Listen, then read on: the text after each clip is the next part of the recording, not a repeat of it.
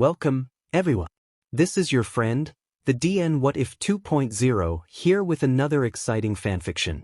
Today, we're diving into the story of What If Deku Made a New Friend Before UA? If you enjoy this video, don't forget to hit that like button and subscribe for more fanfiction content just like this. Now, let's get started with the fanfic. Tenya has known from a very young age the position his family held in society. Not because they found themselves superior or anything so vile as that, but it was ingrained to him that as a person who was born to such a well-placed family, it was his duty to perform acts of good. His entire family were pro-heroes, and Tenya was acutely aware that the reason for it was in order to uphold the structure of their superhuman society.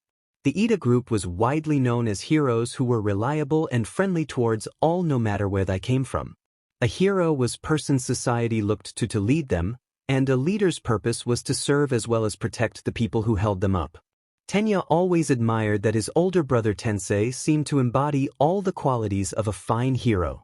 At a young age, Ida Tensei took on the name of Ingenium, then when he finished his schooling he quickly climbed his way into the hearts of the people. Ingenium had very quickly formed an agency whose team was widely known as Idaiton. Under their banner, dozens of heroes worked together to meet Tensei's dreams of being the kind of heroes that could bring help the people who needed it. All of this coalesced into the simple fact that Tenya's own life, through his brother's work, was only a person away from hundreds, if not thousands, of others.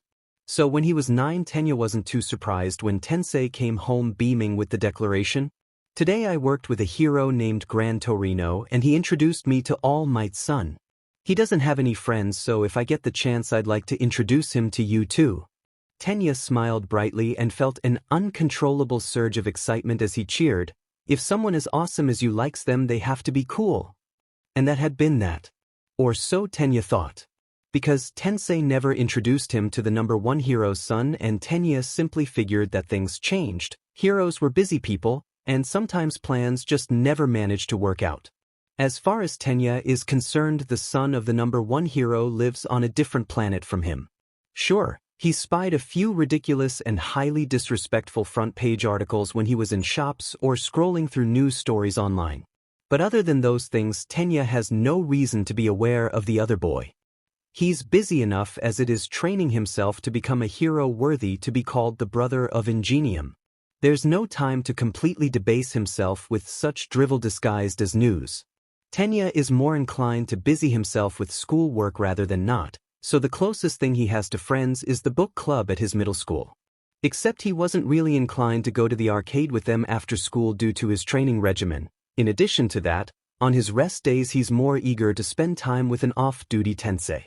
Now that he was on break and about to begin his 3rd year at Semi, Tenya spent his days mostly the same with the exclusion of the school's book club. Which was why Tenya was attending the charity event in the park for Hallie's children, which was a research hospital. The event itself was very casual. Tenya was wearing just a blue polo and shorts. The only people that were really dressed up were the heroes who were attending. Dozens of colorful costumes were bright against the green grass of the park as children fluttered about getting pictures with their favorite heroes. Ingenium was exceedingly popular, and Tenya was more than happy to stick by his older brother's side and help take pictures for whoever needed it. Which turned out to be plenty of teens and even children whose parents wanted to get in on the fanfare of it all. There was plenty of food being served, and the event really seemed to bring smiles to everyone's faces. It had started early in the morning when all the heroes went to the hospital itself and made their own donations as well as took pictures with the children who were patients there. In the afternoon it moved to the rented location at the park so those who had purchased tickets to the event could enjoy meeting the heroes and even get autographs. The whole area was in a pop-up tent with security checking tickets. All in all, it was a fun and low-key event that Tenya was more than happy to be present for. So he didn't think anything of the fact that one of the people who wanted a picture with Ingenium was a teenager with bright green eyes and an even brighter smile. When it was his turn, he gingerly handed his phone over to Tenya and beamed, "Thanks so much for the help. I'm not exactly tall enough to be taking my own selfies unless I time it right and jump." The comment got an honest laugh from Tensei, and Tenya smiled as he took the other teen's phone. Its case was bright red with an All Might logo, which wasn't exactly abnormal, but it kind of made his brain itch. Tenya figured the other teen might just go to his school or something equally explainable. Putting up a peace sign before fearlessly wrapping an arm around Tensei's armored waist. The boy's smile never wavered as he cheered, "Smash!" the same way Tensei said cheese. Snapping the picture was quick work and Tenya handed the phone back, but that wasn't before he noticed the wallpaper was of the same teen with a girl and another boy who also seemed familiar. Instead of quickly leaving, the boy turned to Ingenium and said, "My dad was hoping you and your brother could come over to our section before you leave. Mom baked you a special peach cobbler to thank you for last week." "Ah, she really didn't have to." Tensei waved him off casually, "But we'll come and get it if you let me introduce you to my brother Tenya." The hero then motioned for Tenya to come closer, and while it seemed strange at the moment, the line wasn't as long and wild as it had been at the beginning of the event, so he obliged. Tensei put a hand on the green-haired boy's shoulder then. "Tenya, this is Yagi Isuku. Yagi, this is my brother Ida Tenny." Yagi put a happy hand out. "It's an honor to meet you. I've kinda been wanting to since your brother had taiyaki at my house with my grandpa." Aside from the strange comment, Tenya found the whole thing agreeable. After all, anyone Tensei wanted him to meet had to have some merit. So, Tenya took the proffered hand and shook it. "Seeing as you have my brother's endorsement, I can tell you the honor is mine." Tensei snorted for some reason, as if he was holding back a loud guffaw, and Yagi's eyes seemed to brighten at the comment as well. Yagi released his hand then and suggested, "Since my mom is helping with pictures at our section, maybe I can get you something to eat? Even heroes and their brothers need to eat." "That's a good idea," Tensei declared. "Are you hungry, Tenya?" It was an absolute baffling turn of events for a seemingly random teen to show up and have Tensei's trust. He'd mentioned having a section with his parents, so Tenya had to assume that Yagi was related to another hero who was participating in the event. A fact which explained the trust. Tenya considered the events, "but perhaps Yagi can help you with photos while I get the food." "That's brilliant!" Yagi exclaimed with a thumbs up. "You know better than me what you and your brother like to eat. I'll take your post until you return with your spoils." With that, Tenya was verbally shoved out to get him and Tensei something to eat. Tensei hadn't even given his own opinion on the matter. Resolutely, he made quick work of getting some of the foods he knew Tensei would appreciate as well as some of his own favored items. While in line though, his mind tried to figure out why his brain was feeling as if he'd missed something important. By the time he'd had their plates piled up, Tenya still couldn't figure out what it was. As he reached Ingenium's section, he was glad to see Yagi doing the job he'd promised to do, with two small children perched atop Tensei's shoulders while their father stood to the side with a wide grin. Once Yagi had snapped the picture and went to return the device he'd been given, Tenya brought Tensei his food. "I managed to get some peach juice." Tensei too the can easily as well as the plate of food. "Thanks. I've kinda been starving." "You should have sent me to get food earlier." Tenya frowned at the news. Selfies for a few people would have been more acceptable than you having to sacrifice proper nutrition. Laughing, Tensei shook his head. "It's just the once. I'd rather go hungry for a couple hours than disappoint the people who support me. Besides, it worked out. Yagi's been really helpful. He has a good eye for these things." As if summoned, Yagi returned to them, and Tenya wondered if the boy ever stopped smiling. "Go ahead and eat. I've got this until you're ready to jump back in," Yagi assured, this time with two thumbs up. "You're so full of energy." Tensei laughed with ease. "How are any of us going to keep up?" A few more people arrived for pictures, and Tenya ate while Yagi made good on his guarantee. The teen was bright and easy with people, as he even joked with the kids and other teens that were hoping for pictures. A few adults even chuckled at his casual and bubbly personality. Tenya could see why Tensei thought the other teen was worth being introduced to. He had a demeanor so genuine and bright that it was almost blinding. Between photos, Tensei managed a few bites, and a few more than he would have otherwise due to Yagi's decision to engage the guests beforehand. Perhaps that was on purpose? Before he knew it, Tenya was done and his belly was full. So he once again took his place as Ingenium's photographer. As he did, Yagi pulled out a notebook from his pocket and ripped a small scrap out of it. A pen seemingly appeared from nowhere, and Yagi scribbled on it before offering it to Tenya. "Here's my email. School will be starting back up soon, so maybe we can meet up and study together. Tenya took it and decided that it was a good idea to consider the option. Perhaps he could ask Tensei a bit more about the strange boy. Upon having his contact information accepted, Yagi gave a two-finger salute and practically skipped away. I'm glad, after all this time, you two were finally able to meet, Tensei sighed, but it was happy. I think you might be able to learn a few things from him. You should give him your information when we go get the cobbler later. I suppose if you think it's a good idea. Tenya, though Yagi was interesting and it was really too soon to pass any judgments on whether or not they'd make good friends, but he seems a bit on the frivolous side. Tensei laughed then, happy and free. He just takes after his dad that way. But Yagi's a really good kid. He's super smart too, so he'll keep up with you if you do study together. As the event wound down to an end, Tensei took off his helmet and shook out his now flattened hair. Time for heroes to get their rewards. And for me, that's Mrs. Yagi's peach cobbler. Is that seriously been the only thing you've been thinking about? Tenya frowned slightly. His brother was honorable and one of the best heroes, but to think even he could be swayed by such little things. Tensei put a single finger up as if educating him. You'll understand when you taste it.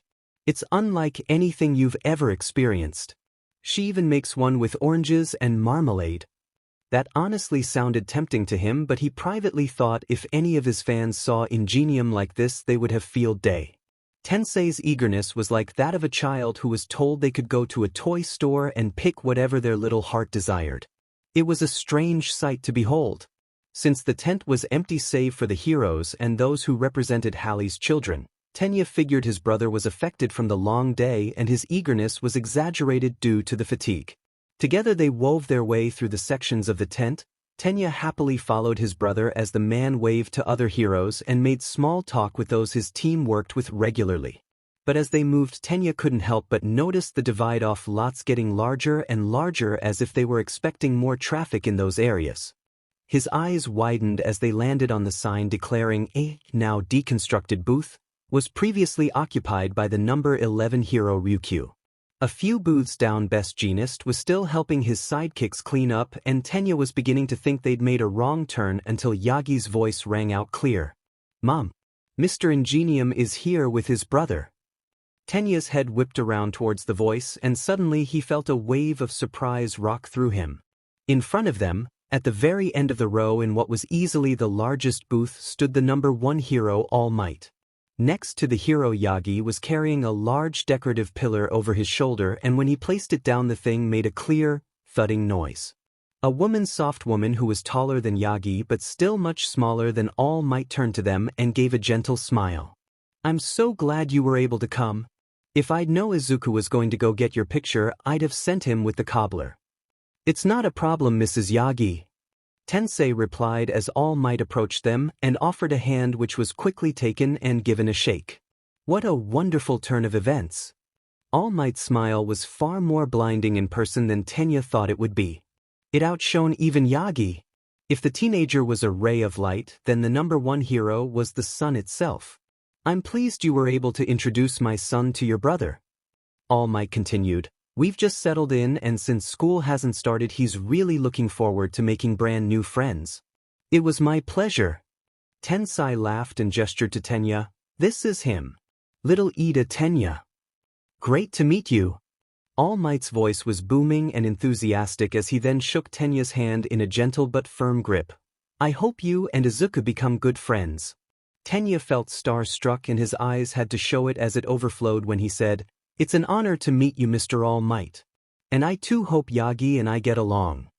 All Might gave an enthusiastic, wonderful. Before turning back to Tensei, Yagi sidled up to his mother and he took charge of the cobbler before they made their way towards the conversation. Taking a time to really look at the family, Tenya could see that Yagi was a good mix of both his parents' traits. His coloring was definitely from his mother, and a few smaller things like his nose and his eyes were 100% All Might's. There was something else though. Yagi had straight bangs like All Might's signature V-shaped hair, except they fell loosely at the sides of his face. That wasn't what was curious though. The thing Tenya found interesting was the rest of the teen's hair was wild and unruly. Mrs. Yagi had straight and very traditionally styled hair, and her husband's was slicked back. Genetics were simply strange, Tenya supposed. That was really the only thing that he couldn't attribute to either parent. Ida. Yagi practically cheered before knocking his right hand's knuckles against the side of his head. I forgot to ask what school you're attending. Please hold the cobbler with both hands. Tenya suddenly feeling afraid for the precarious situation his brother's cobbler was now in. Yagi seemed startled but slowly put his second hand back on the cobbler. You seem like a pretty reliable guy, Ida. The compliment was felt in a way that Yagi probably couldn't imagine. For years Tenya had been called uptight by his classmates, even a fun killer, simply because he saw the benefits of responsibility and caution. To be called reliable was deeply felt. He couldn't help it as he smiled. I'll be attending my 3rd year at Sumai. Oh. Yagi actually hopped. I'll be going to Ataran. Now I kind of wish I'd chosen Sumai instead. They're rival schools, right? They are, Tenya nodded but made sure to clarify, though I don't see the point in such things. The middle school you attend is far less important than where you'll be getting your high school education. I guess all that matters is whether or not we'll both be trying for you. Yagi continued to smile, but this time Tenya thought it might seem a bit hopeful. Yi is my first choice, he replied. It's my brother's alma mater. The smile Yagi wore grew impossibly wider. Then let's do our best together. In the end the cobbler was handed off and the Ida brothers shared it with ice cream upon getting home. There was something about the night that made Tenya frequently look back to it.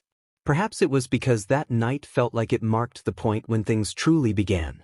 So he's from a family of heroes then? Momo's voice would have sounded passingly curious to most people, but Isuku Yagi knew better than to just write it off as such. Because that was the same exact tone she took when she had informed Shudo and him the exact order she created and constructed her brand new tracking devices in. Scratching his cheek, Izuku did his best to seem contrite. Is that wrong? Hero Kid Magnet, Shudo suddenly declared from his little screen where he was munching on a meat bun of some sort. This caused Momo to chuckle and Izuku to pout because really, he didn't actively try to do that, it just happened. Really, you give them an inch and they took a mile. Mr. Ingenium has been wanting us to meet since we were little. Izuku protested lightly. In all honesty, he was fighting back a laugh. It's not my fault it worked out this way. Besides, he seems really nice and earnest. I was hoping I'd be able to study with him, maybe even train a bit. Looking for trouble and taking notes isn't very fun when I'm on my own. The three-way call hadn't been going for very long, but Izuku missed the time when he saw Shudo every single day at school. Having both his best friends so far away was really starting to weigh him down, and it had only been a couple of weeks. Video calls would be their only means of communication, besides the group chat, for a whole year due to their busy schedules, so Izuku supposed he'd have to get used to that fact. He hoped that the time apart would be easier on Momo and Shudo due to the fact that they were able to see each other in person regularly. On top of that, his uncle Sir Night Eye had actually found he liked the intern he'd taken on, and now that the UA student was about to enter his 2nd year, the hero was planning to take him as a work-study student. Which meant that all of Night Eye's time was going into Hero in training. The only time Izuku felt like they talked anymore was in their emails, which were a hodgepodge of hero analysis and training notes. Which was fun. But it was much different than how it used to be. Izuku wondered if this was what growing up just felt like, or it was just him. You know, we're glad you've made a friend. Momo smiled and Izuku appreciated that she dropped the teasing tone. Now her voice was genuinely pleased. I know I keep worrying about you. Who knows when the next time we'll all be able to get together will be. Shudo swallowed a bite of his bun and nodded, his face impassive as ever. With school starting back up, it's only going to be a few months until the UA entrance exams. Emo-chan has been stressing because you won't even be taking that with us. For the sake of complete honesty, Izuku smiled wryly at them through the computer screen. I've been silently freaking out the same thing. We'll all pass. Shudo with the kind of surety that sounded as if they had already taken their respective tests and performed excellently. There's no way we won't, not after everything we've done to earn it. I wish I had your confidence, Momo sighed. Closing her eyes, she leaned her head into her hand with a wistful smile. Maybe then I'd stop having nightmares about it. She seemed tired, be it from stress or the fact that they were chatting in the middle of the evening right before bed. Izuku couldn't help but think that even Shudo, who always seemed put together, looked a little weary-eyed. If you're really that worried, we can train together, Emo-chan, Shudo offered, and something in Izuku's chest felt brighter than the sun. It almost seemed like yesterday when Shudo was too nervous to speak casually with her, and now they were planning joint training sessions. Eyes fluttering opened, Momo displayed open surprise as the wistful expression turned to enthusiasm. That would be so fun. You could even come to my house and we can make a training Friday for the two of us like you and Izuku had. It'll be tough work, and with your quirk the best thing to do is actually gain a bit of fat, Izuku mused excitedly. I have some notes I just took on the BGMI Hero Fat Gum that I think you'd find pretty useful. Send them over, Momo urged him. She no longer looked tired, but the excitement had brightened her gray eyes considerably. It might give me some ideas on new ways to use my quirk. Just scan them and put them in the group chat, Shudo recommended casually. He was still munching away. Your notes are always useful. Blushing, Izuku nodded and mentally put the task on his to-do list, right under preparing for his upcoming first day at Adiron. A school in a place he hadn't been since he was 9, and his dad being All Might was a secret to be whispered. His mind conjured up images of Bakugo and his little ragtag group of friends. Izuku never tended to think on the other boy anymore, not since he'd healed and moved forward from that part of his life. Now it felt like, even though they were in a different area, they were back where he was just that quirkless kid everyone called Deku. It felt like another life that happened to another person a very long time ago, but it wasn't, it was part of him. One that he'd always carry the scars from. I'll do it before I get too busy with schoolwork, he pursed his lips in thought. We'll all be in different schools now. It's going to be strange not wearing the same uniform as Sho-chan. When we're all in UA it won't matter, Shudo replied, ever the spring of determination and confidence. It was really something pleasant to have such good friends. When she accepted the offer for help a couple of days ago, this wasn't what Momo had been expecting. Shudo stood across from her on the mat in her family's training room wearing a pair of gray sweats and a black t-shirt. Dressed in much the same way, save for the fact that Momo was wearing a tank top, she was sweating up a storm while her friend looked completely unfazed. Sure, she knew he was probably just cooling himself off, but really it was frustrating to spar with someone who never seemed to sweat. You're physically sharp, but I can't help but think that you're holding back, Emo-chan, Shudo frowned at her. I know for a fact you and Izuku were both at the top of the class, so why are you moving like you're so unsure? Frowning, Momo took a drink from her water bottle. I'm not unsure. You're just moving faster than I can think sometimes. Then don't think, Shudo reasoned, placing his hands on his hips as he tilted his head. Absently, Momo wondered if he was weighing her in his own way. The two of them had been studying together more frequently, and while they talked about their training, they'd never worked one-on-one like this. It was humbling to think that Izuku and Shudo trained this way all the time. Frequently Izuku told her that she was a monster for stamina, but Momo had always felt like she was being left behind in combat. Then again, she'd never asked for help, and he himself was learning from Night Eye and All Might in a way that suited his quirk. Izuku's quirk was All Might's, and that meant he had to account for a high level of speed and power when he fought. That wasn't to say he was no good without it, no, quite the opposite. It seemed Izuku had trained his body for intense speeds and high output, so even when his quirk wasn't activated, the guy was a force to be reckoned with. That wasn't a style Momo could exactly imitate, with her quirk being a support type. My quirk requires a lot of concentration, Momo protested as she put her water down and stepped back onto the mat.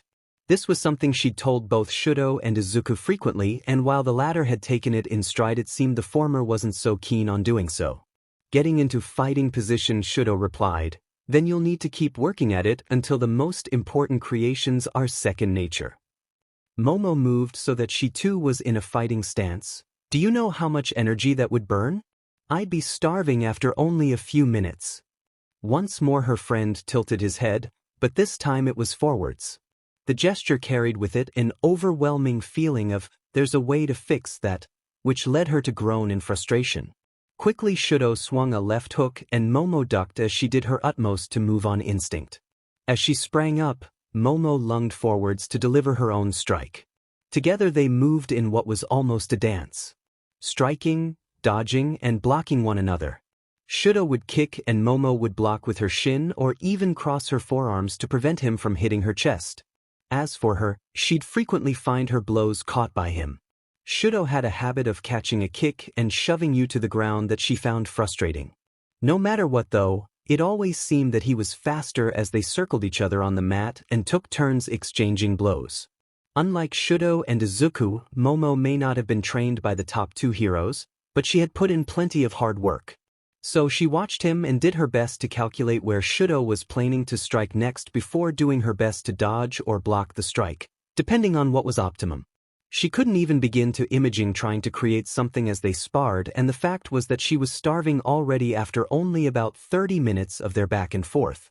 In a swift move, Momo crouched and gave a sweeping kick which knocked Shudo straight onto the mat. The satisfaction was sudden and Momo couldn't help it as she punched the air. Yes!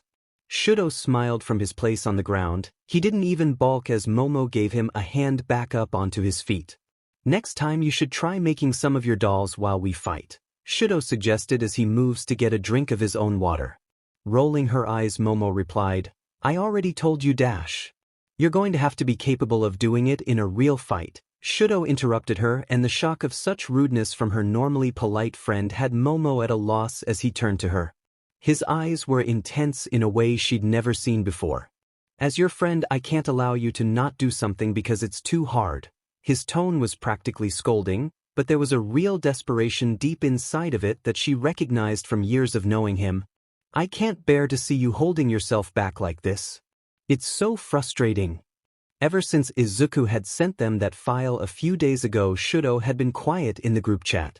Momo assumed that he had simply been busy, but then he'd been eager to confirm their arrangements to train on the last Friday before school began. Perhaps he'd noticed something she hadn't? Or maybe he'd noticed what she had and was simply trying to get her to agree. Shudo was so smart he probably saw it before she had. You think I should start storing fat so creating things is less intense on my body? Momo sighed. I've thought about it too, and reading about fat gum really brought it all back. Shudo turned to her then and looked like she'd grown another head. That's not what I was thinking at all. Then he smiled softly. That's a really good idea though. I never thought about it. Then again, I suppose you know your quirk best. There was a strange feeling inside her chest. It almost felt empty. Momo hadn't felt so lost since she was a child. If that's not what you were frustrated over, then what is it?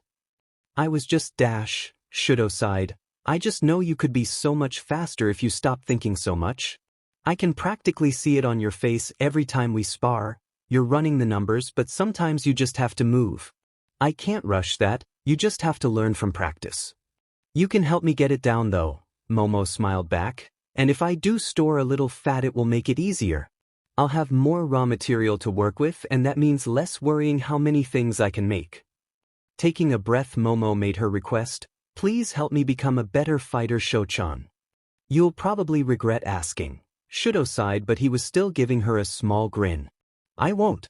I want to be just as capable as you and Izuku. Momo protested, which caused him to finally nod. They were all aiming to be heroes, and if Izuku and Shudo wanted to be on the top, then she wasn't going to just sit around and support them from down below. Momo wanted to be right next to them in the spotlight shining. In the end, the two of them found sparring for over half an hour exhausting, so when they were finished, Momo heaved an enormous sigh. Are you hungry? I'm hungry. Let's go get crepes. Shudo, who was dabbing his face with his towel, because he did sweat no matter how little, replied, Isn't it bad to eat so soon after working out? We'll have cooled down by the time we walked there. Momo reasoned, besides, we still have to shower and change. I want strawberry crepes. Shudo seemed lost in the idea of them now that he'd been convinced, and Momo felt like she'd accomplished a job well done. That was how they found themselves a few blocks away and inside a cafe on a Friday afternoon. It was just after the lunch rush, which was good. They didn't need to be in any more trashy magazines than they already had been. Both teens continued to talk about their plans for future Fridays and what a reasonable schedule would look like. When they approached the counter, Shudo motioned for her to order first. It was quick work to order herself a chocolate crepe, and once she'd paid, Shudo got himself a strawberry one just as he'd planned before. Together they settled in one of the booths by the window.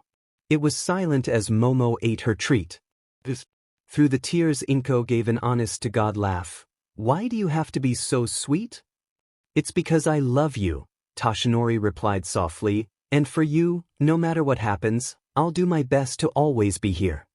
Inko laughed some more at how she could love such a man who earnestly delivered such lines to his wife of so many years. I love you too, Toshi. They'd be alright, she realized. No matter how bad it got. They always were after all.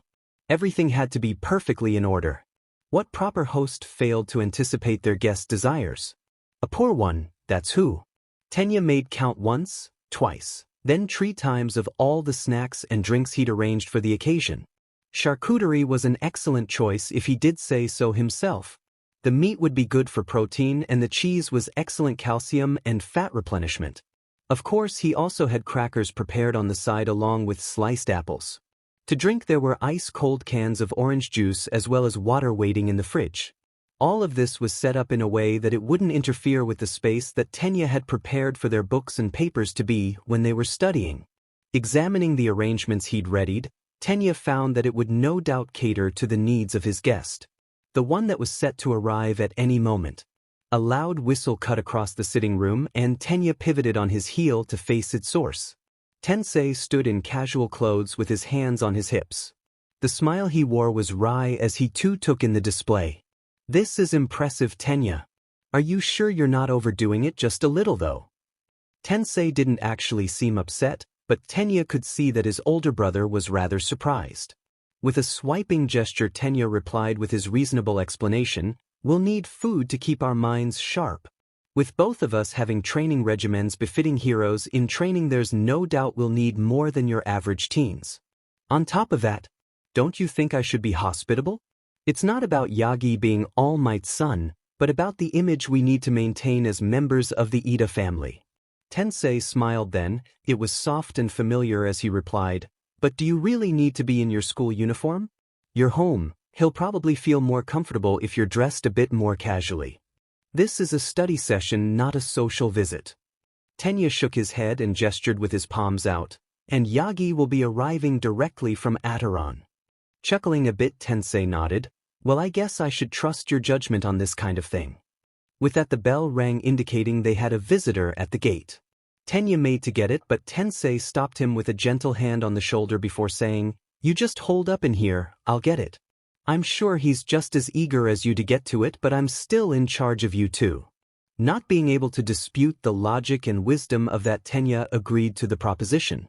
As his older brother left the room, he made to sit and wait for his guest. A boy he barely knew. But what Tenya did know was that he was easygoing, intelligent, and destined for the hero track. Nothing else needed to matter. Tenya couldn't help it as he sat up straighter upon hearing Tensei's voice approaching from down the hall. Ears focused, he could hear Yagi's voice but not what he was actually saying. By the time he could make out their voices, it was Tensei informing their guest, "He's been setting up since yesterday. He's really a good kid, so thanks for giving him a chance." "I have too." Yagi's voice was bubbly as ever. "It's hard to make friends in a new place, so I was really happy when he actually emailed me for a study session." Together, Yagi and Tensei entered the sitting room, and just as Tenya suspected, the other teen was still wearing his Ataran uniform.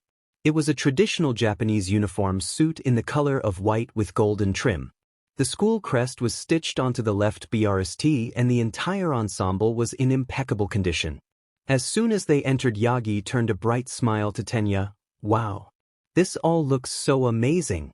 Usually when I study with my friends it's over video and I have to bring my own snacks. Food is important to keeping your body and mind at peak performance." Tenya felt a genuine surge of warmth in his chest at that. "Come and sit. We can discuss what homework we have." Yagi gave a quick thanks to Tensei for leading him to the sitting room, then bounded over and to the seat that was prepared for him across the coffee table. "I'll go get you two something to drink. Do you want juice or water?" Tensei was still in the doorway as he asked, and Yagi turned to answer. "Water please." "Juice please," was Tenya's own reply. Then Tensei was off to the kitchen and they were left alone for a moment. Tenya got a good look at his study partner as the other teen began unloading his material onto the empty space of the table. Yagi, though shorter than Tenya himself, easily possessed the same level of muscle mass, which was startling. He hadn't noticed before, but considering the fact that Yagi had seemed to be moving large objects after the event, it made sense.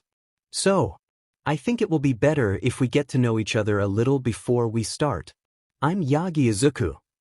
Yagi seemed to be done setting up his study materials as he continued to smile.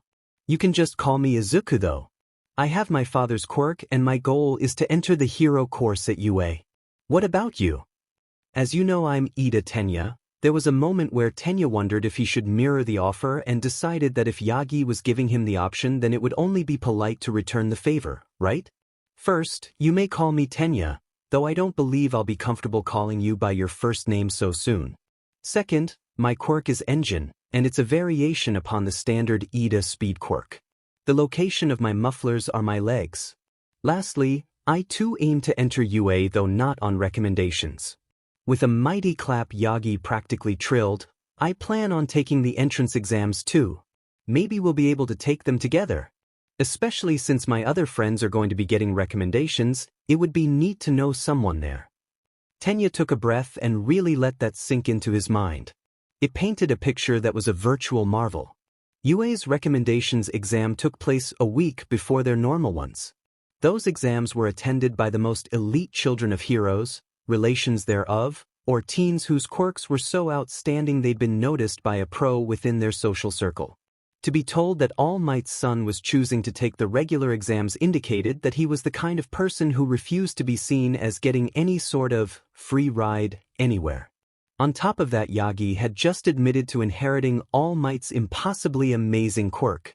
A child like that. A boy born with everything. Yet he had the fighting spirit to climb the tower starting at the bottom, perhaps even hoping to make sure that the 4 students that did get in on recommendations didn't get their spot filled by someone who was so obviously going to get in. Tenya's own quirk wasn't so powerful or versatile that he could hope to get in on recommendations, but the Ida family wasn't so well known that they would be expected to have their children get into UA by those means. He was beginning to like the picture of Yagi's character that was starting to form. That's an admirable decision.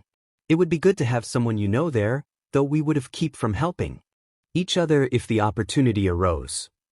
Right. Yagi nodded. We wouldn't want to cheat or anything.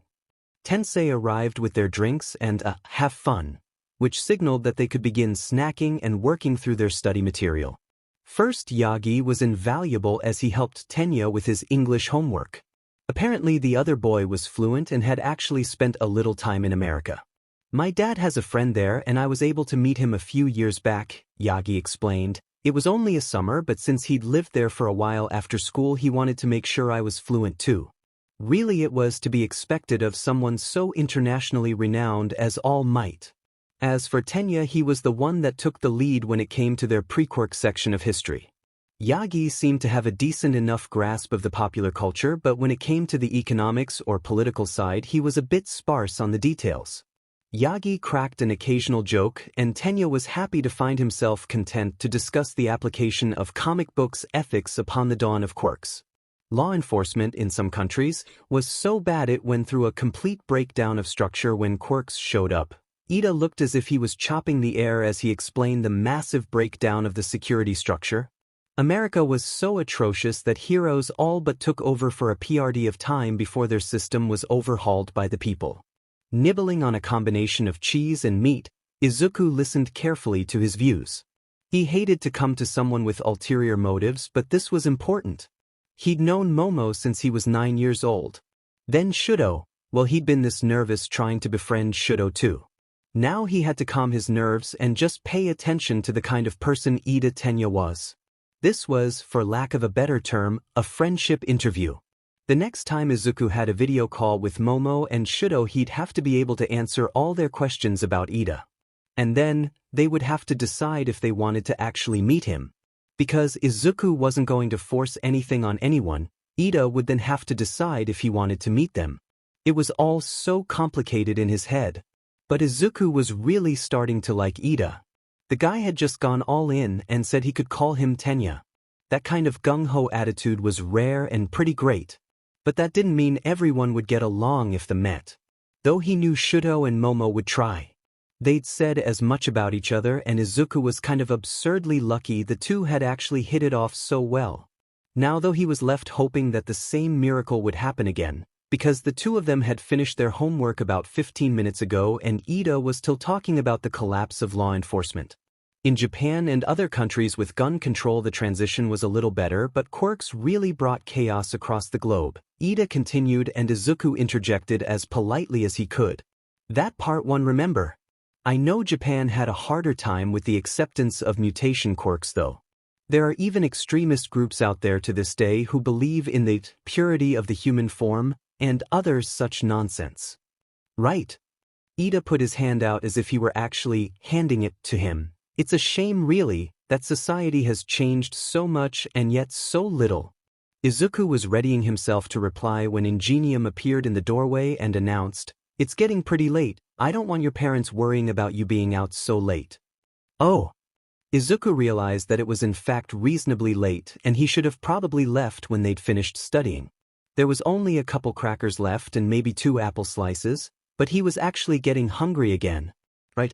I don't want to impose on you. I'm sure you'll need to be eating dinner soon. Ida seemed as if he wanted to say something for a moment, but then he seemed to change his mind.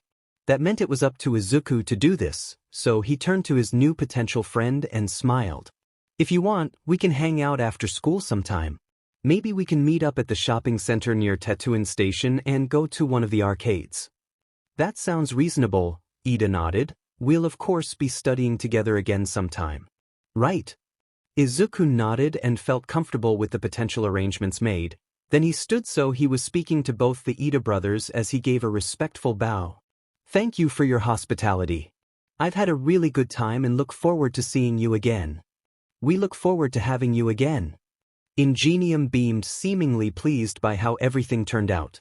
Forgive us for keeping you so late. Next time I'll be sure to keep a closer eye on the time, Ida added on dutifully, and Izuku felt the beginnings of affection grow for the other teen.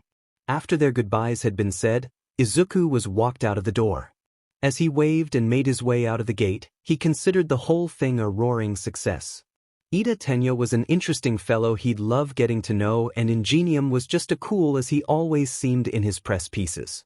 For a moment, as Izuku practically skipped contentedly down the street, he wondered why Ida had invoked such feelings of interest and camaraderie so quickly.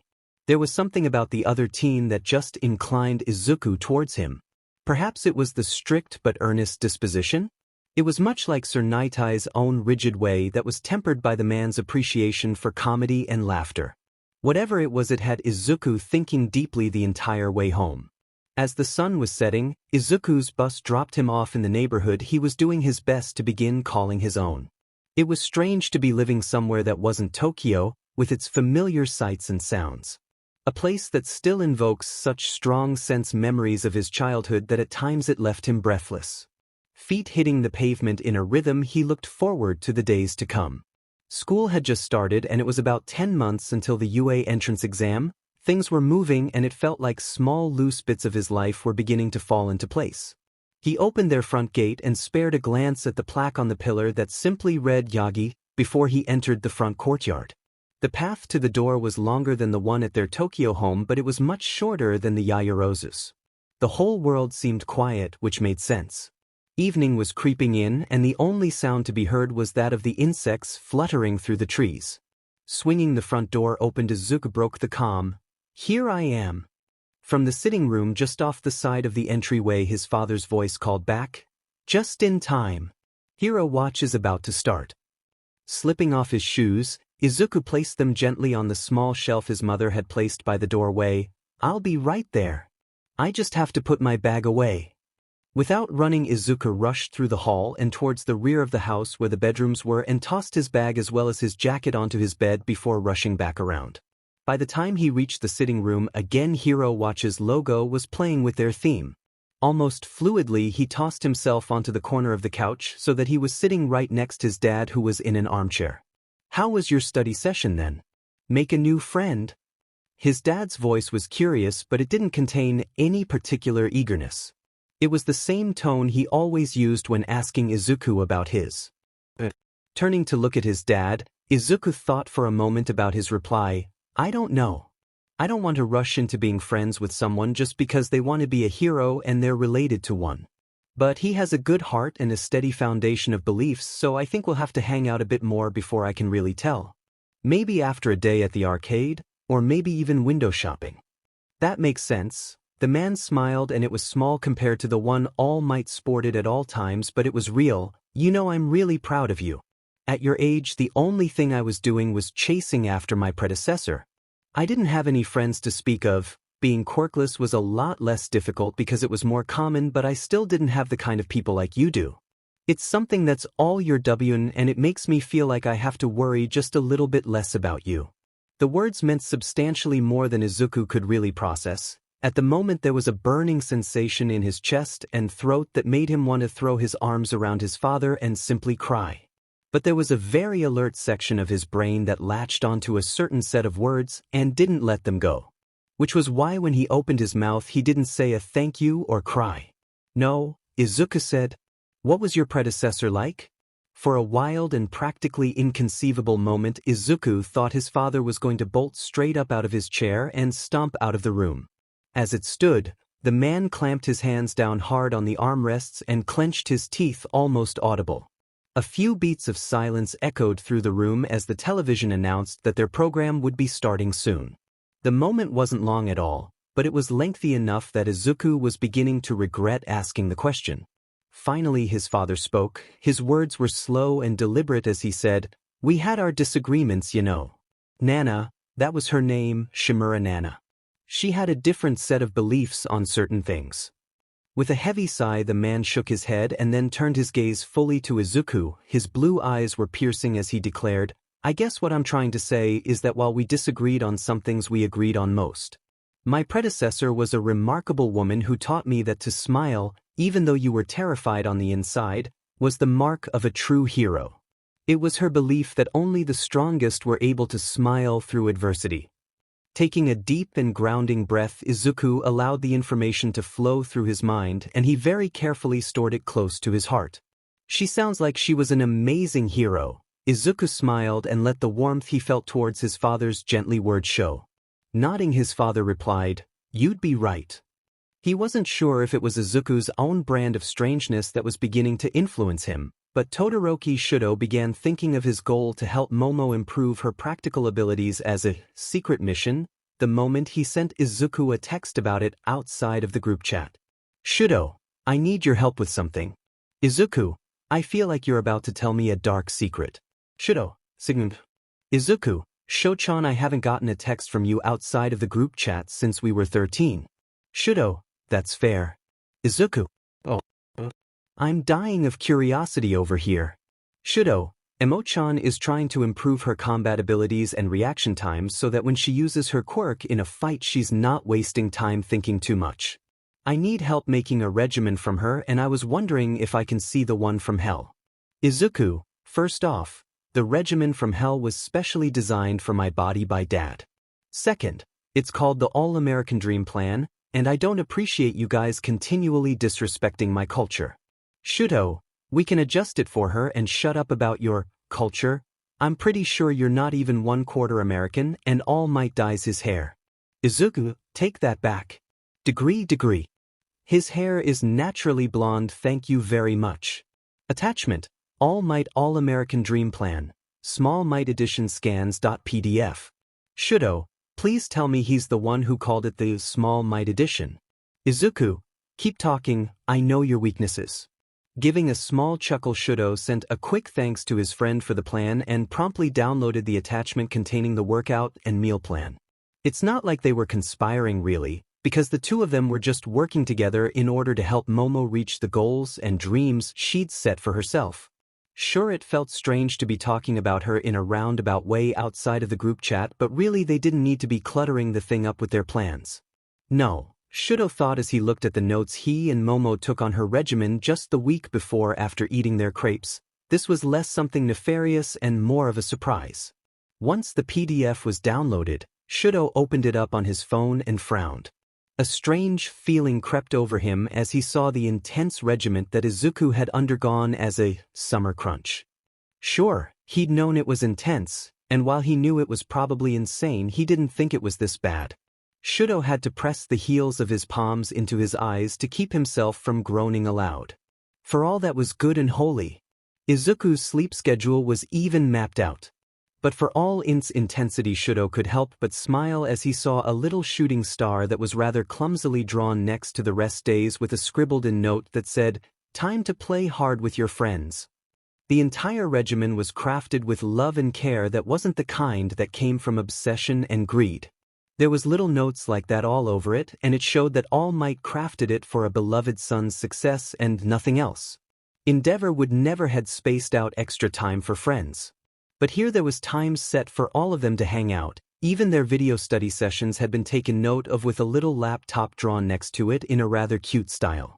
The only strange thing was there was ominous chunks of time that were hours long which seemed to be cut out.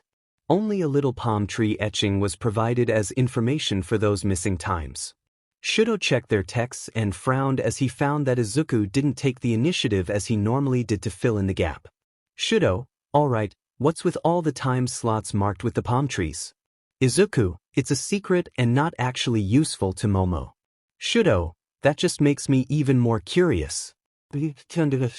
Taking a deep breath, Shudo closed out the chat and proceeded to get to work. Opening a notebook, he started a rough outline for Momo's new regimen. In it would go as much love and care as All Might had poured into his all-American dream plan. He's craft it and send it back to Izuku to be checked by All Might, because there needed to be at least one adult involved in this process. Really, there seemed to be a shortage of decent ones in their life, and if Izuku's dad was the one they could trust, well, he was All Might and most of the world agreed. It's what Momo deserved. After all, she was going to be a hero too. Izuku, just got out of class and I'm heading to the shopping center to meet up with Ida. I'm so nervous. Help me out. Shochan, you actually got him to hang out with you this early? Emochan, not everyone is as stubborn as you. Izuku, wow, I feel so comforted. I have such good friends. Shochan, I'm just amazed by how quickly you just seem to make friends wherever you go. It's impressive. Emochan, exactly so. You'll be fine, Izuku. I'm sure he already thinks you're great. Shochan, I wonder what types of people he's going to attract while at UA. Emochan, I don't know, he is a hero's kid magnet though, so it'll be interesting. Izuku, please stop, I'm begging you. Chuckling at his friends, Izuku locked his phone, all the while shaking his head. His phone continued to buzz, and that only meant that the two were ganging up on him. Those messages could be read later, when he wasn't walking along the side of a busy street. Adaron was relatively close to Tetuan Station, so walking was the best way to get there. Since school had just ended, the streets were bustling as well as the sidewalk. There were plenty of uniformed teenagers rushing about as Izuku made his way toward the cafe Ida had chosen for them to meet at. Absently, he observed how many heroes were patrolling the area. The number was pretty low, but that was probably because most of them were still helping clean up from the incident he'd read about that morning involving a purse thief with a gigantification quirk. Keeping an eye on the shop signs, Izuku knew he probably looked like a lost tourist as he attempted to navigate the shopping center.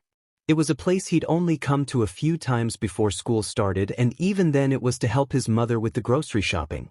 So it was a different section than the one he found himself that late afternoon searching for Ida's cafe.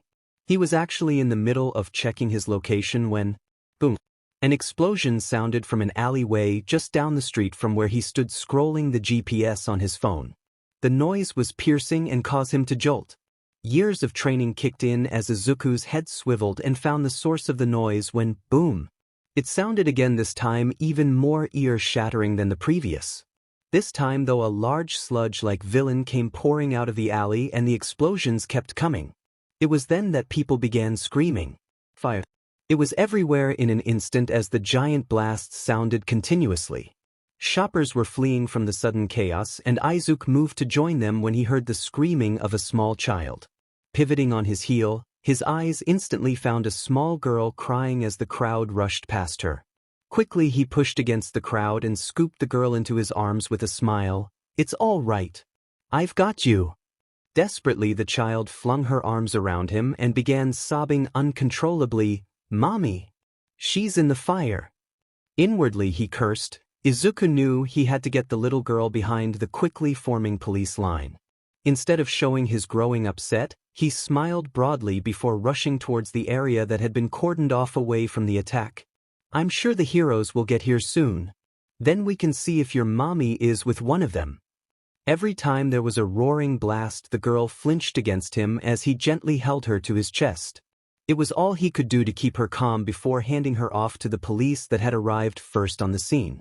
As he reached the police barricade, Isuku squatted so he could place the girl back on her feet in front of one of the officers. Excuse me. This little girl's mother was trapped in one of the buildings. One of the first responders turned to him, then smiled gently at the girl before offering a hand. There are heroes on the way. Do you want to wait with me here until they go get her? Looking between him and the officer, the girl nodded before taking the officer's hand tightly in her tiny one. The officer then looked to Isuku. Thank you for getting her. Children can easily get lost in this kind of chaos. Another enormous explosion shook the street, bringing with it even more fire and blasted windows. The inferno was spreading not only through the streets, but the buildings were beginning to look like a scene from a horrible nightmare as the people trapped amongst the blaze screamed for aid. At last, though, the heroes began to arrive. First, Backdraft was on the scene as he used his hydrokinetic quirk to begin putting out the fires. Kamui Woods, an up-and-coming rookie, followed quickly, and Izuku breathed a sigh of relief as the wooden hero began getting civilians out of the buildings. There's a kid in there. He has a hostage. A voice cried out, incredulous, and Izuku turned to find Death Arms, the punching hero, clenching his fists. How dare you attack an innocent child? The hero with enhanced strength rushed the slime-like villain and punched them. Izuku held his breath as Death Arm's fist began getting SE into the goo. Several explosions went off again, and Izuku realized that combustion was probably a result of the kid who'd been captured. Whatever Keurig they had was fire-based. Distantly it registered that the hostage was screaming, but they were too far away for the words to be made out. The entire scene was easily one of the more brutal attacks that Izuku had witnessed as he chased down heroes to write down information in his notebooks. Izuku stood back with the crowd and watched in horror as the sludge villain seemed to attempt to consume its hostage, all the while the teen trapped in its clutches struggled and set off enormous blasts. He waited for someone, any one of the heroes who had arrived on the scene, to get in there and save the teenager that was so obviously fighting for their life. Instead, Death Arms pulled his arm from the villain and fell back towards the police line. His face was all hard lines as he spoke through clenched teeth. If only I was a little bit stronger. I could blow that guy away. We'll just have to wait for another hero with a more suitable quirk to arrive. Another two heroes that Izuku recognized only in passing agreed with the punching hero's words, and Izuku felt sick. Isn't that the villain All Might was chasing earlier? A man in the crowd asked, confused. Another man replied saying, if All Might was chasing him, there's no way he lost. Where is he? The chant of, "Where's All Might?" was beginning to spread through the crowd, and Izuku heard the word. The horror he felt before only grew. His father, All Might, had a current daily limit of just under 3 hours of hero work before he could not longer use their quirk, One for All. Taking into consideration the time of day, that meant All might just have run out of juice and wouldn't be arriving. As the thought arrived in his mind, the teenager who had been struggling for dear life managed to pull forward, and for one deafening moment his terrified eyes met Izuku's own. Like they had a mind of their own, Izuku's legs moved. It was nothing like before with the little girl. No, in that moment Izuku had heard a child cry and made a conscious decision to help because she needed it. This was something else. Almost as if another person had possessed him, Izuku was rushing towards the villain and its hostage as fast as he could without One for All. Absently he could hear the echoes of several people yelling at him to stop, telling him it was too dangerous, saying he was going to get himself killed. But now that he was rushing towards the danger, none of it mattered. Instantly Izuku reclaimed his mind and did the math. He just needed enough of One for All to punch a hole big enough to pull the other teen out. He was operating somewhere near 10% when he went full cowl, but that wouldn't be quite enough. A quarter of the way there, Izuku found the place inside him that buzzed with power and called upon it to cover his body. Instantly his speed boosted and he was before the villain faster than he could strike.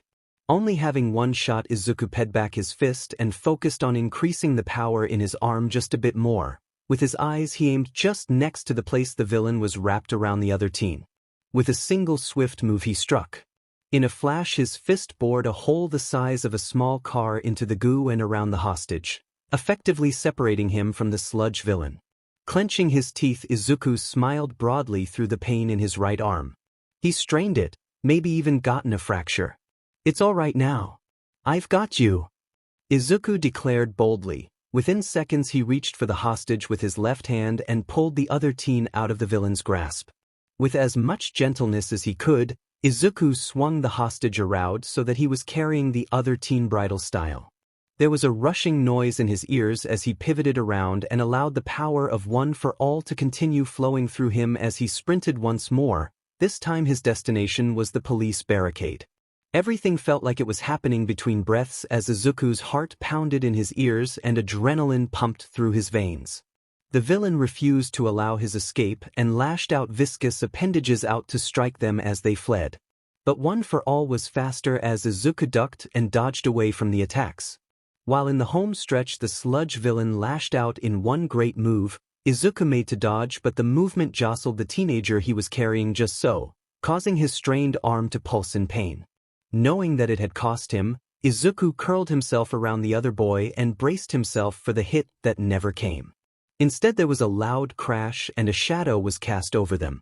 Slowly Izuku turned to see their savior and felt like he'd been doused by a bucket of ice water at the sight of All Might. The hero was in his civilian clothes and had held back the villain's last strike. "It looks like this little piggy isn't going to be allowed to go to market anytime soon." His father's voice was light, but there was a dangerous and worried edge to it. "Please don't let Mama kill me," Izuku managed to squeak out. He was half teasing and half actually begging for his life. All Might turned to face the villain and ordered, "Go!" Not having to be told twice, Izuku finished his sprint towards the police line where he deposited the now rescued teen onto the pavement where the emergency medical team descended on him.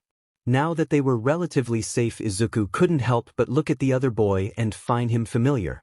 There was no way they went to the same school. The teen was wearing a standard black Japanese uniform suite and not the white and gold of Aderon. Before he could say anything, the police pulled Izuku away so that he too could be checked on. In all the commotion, Izuku almost missed it. But it was in that moment that his father rushed forwards, ped back a mighty fist, and in one single blow completely dispersed the sludge-like villain. The force of One for All had swept through the streets, skyward, and forced clouds to form in the sky above them. In a second it began to drizzle. Around them the crowd was speechless. Even the medics that had dragged Izuku aside had their jaws hanging open in awe at the display. As for Izuku, he closed his eyes and told himself that this was what 100% of their quirk looked like. This was the top. Eyes still closed, the roar of the crowd rushed over him as they all cheered and chanted All Might's name in celebration while the rain put out what fire's backdraft hadn't. "Your arm only looks like it was sprained," a stranger's voice spoke, and Izuku opened his eyes to find a medic looking at his arm with glowing purple eyes. "X-ray vision perhaps. That's some powerful strength quirk," the medic continued, sounding very impressed. Izuku smiled and knocked on the side of his head with his good hand. "Well, it recently got stronger, so I'm relearning how to hold back until I can take the full force," Izuku explained contritely, and the medic hemmed and hawed over him. Before they could say anything though, his father, who had somehow bailed on the media, made his way over to where they were ensconced deeply within the assembly of police. "I'll take it from here if he's not too bad," his father declared, and the medic actually jumped upright before stuttering out, "All Might. What? I don't think I could just dash." "I'm fine, Dad." Izuku decided to make it easy on the poor medic. "They said it's just sprained." Looking between them, the medic's eyes grew impossibly wide before he muttered, "It really is one amazing strength quirk," before more loudly declaring, "I guess I should leave your son in your hands then, sir." With that, the medic was off to treat more civilian victims. "Before I scold you, I want to know why you did it." All Might's voice was quiet and more stern than it normally got when he was in this form. Quietly, the man sat next to Izuku on a folding chair that the medic had evacuated and began wrapping his injured arm. "I don't know," Izuku sighed and watched as his father looped bandages around his forearm. "I didn't even want to, it just happened." I saw that kid's face and it was like my legs had a mind of their own. He looked like he was begging for help and I suppose in that moment I just had the overwhelming thought of, I can't just sit here and watch him die. His father's hands stopped their motions and his breath hitched. It was only a moment before he continued wrapping his arm. You know, all of the truly great heroes have stories about their school days, but they all have one thing in common. Izuku looked up at his father then, at All Might, and their eyes met when the man who was the #1 hero said, "They all say their bodies just moved on their own." He could feel the sting of tears at the corners of his eyes as his father smiled softly at him, far too soft for what his hero persona normally wore as he said, "I'm so proud of you, Izuku, you're going to be an amazing hero." "Thank you, Papa." It was too much, so Izuku took a deep breath and looked away. As he did, his eyes found the boy he'd saved. Again their eyes met, and in his heart Izuku knew who that other teenager was. The red eyes had grown infinitely meaner and the blonde ashen hair was a bit more wild, but the boy was definitely Bakugo Katsuki from his childhood. He did the only thing he could and smiled. It was bright and it was the armor he was taught to put on against the world. Bakugo turned away first and his father finished wrapping his arms, so Izuku turned back to smile again, this time genuinely as he said, "How long do you think it will be before it's good as new?" "From what I could tell, you probably used about 20%, so it might be a week before you should use it," his father sighed. "But on the bright side, we now know that 15% will probably be just fine now if 20% only strains you a bit." It was good news and bad news, so Izuku chuckled. "I'm supposed to meet Ida today." He turned his gaze to where Bakugo had been and found it empty. The other teen was probably on his way home now. "Well, I think he found you first." All Might laughed and Izuku whipped his head around to him, only to follow his dad's line of sight to find Ida rushing towards them at full tilt and arms squared. "What on earth were you thinking, Izuku?" Ida sounded like he was about to go mad with worry, but Izuku could help but smile at the use of his first name as he replied, "Something stupid probably, but that's why I need friends as practical as you, Tenya."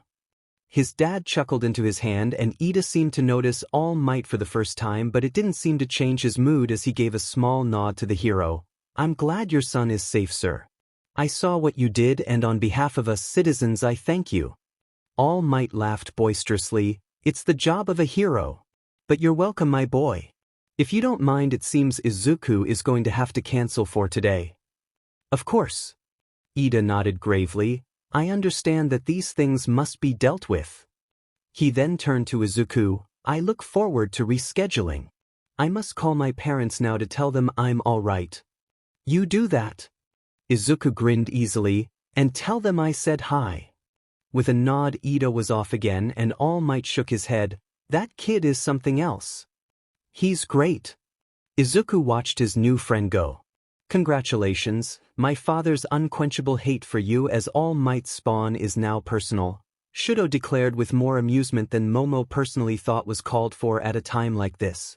After she'd seen the news of Izuku rescuing another boy during a horrific incident, Momo had called for an emergency group call in the chat. Shudo seemed to be at some sort of internet cafe and Izuku was in his room looking bedraggled and exhausted from said incident earlier in the day. "Shudo, I know you're probably having a bad time of it, but Izuku could have been killed." Mom did her best not to yell and had to clench her fists. Watching the scene through a television screen had made her feel so sick and helpless. "My mom already skinned me alive," Izuku sighed, "and that's not to mention what Ida would have done to me if Dad wasn't there. He looked like he was on the warpath." "He seems like the kind of person I would get along with," Momo huffed angrily. "Honestly, what were you thinking rushing out like that? It was an act of vigilantism, you know. You could have ruined your chances at a good school." "I know." Izuku put up his hands in defeat. His voice was tired and Momo had to collect herself and remember she wasn't the only person who worried about him. It seemed like all the fight her friend had was gone and replaced with a bone-deep weariness. "You had us so worried." Momo let the fire of her rage go and spoke softly. "I could take a bus over there and really let you have it." "I'm sorry, Moken." Izuku smiled and it was truly apologetic. "You too, Shochan. I know you guys worry about me being so far away. I'll try not to cause you two any more trouble." "You better not." Shudo smirked and Momo fought not to roll her eyes at him as he said, "How about you repay us for being so patient by introducing us to Ida? If he survived this without wanting to toss in the towel, we should probably meet him." "Ha ha," Izuku deadpanned, "I'll have to reschedule our hangout, but it can't be this week because Mom says if I do she'll sick Grandpa on me." "Maybe next Wednesday he can study with us," Momo offered in a fit of inspiration and Shudo nodded in agreement. Izuku seemed to make a noise of agreement, but after years of knowing him, Momo could tell that something else was at work here. "Izuku, what's the matter?" Momo pressed gently. Izuku was always the kind of person that opened up slowly, and when you were patient he was willing to share his burdens. "It seems like there's something else that's got you bothered." "The other middle schooler that the sludge villain had as a hostage." Izuku spoke suddenly, his eyes were intense. "He had a fire-based quirk that caused explosions, and I think I knew him from before."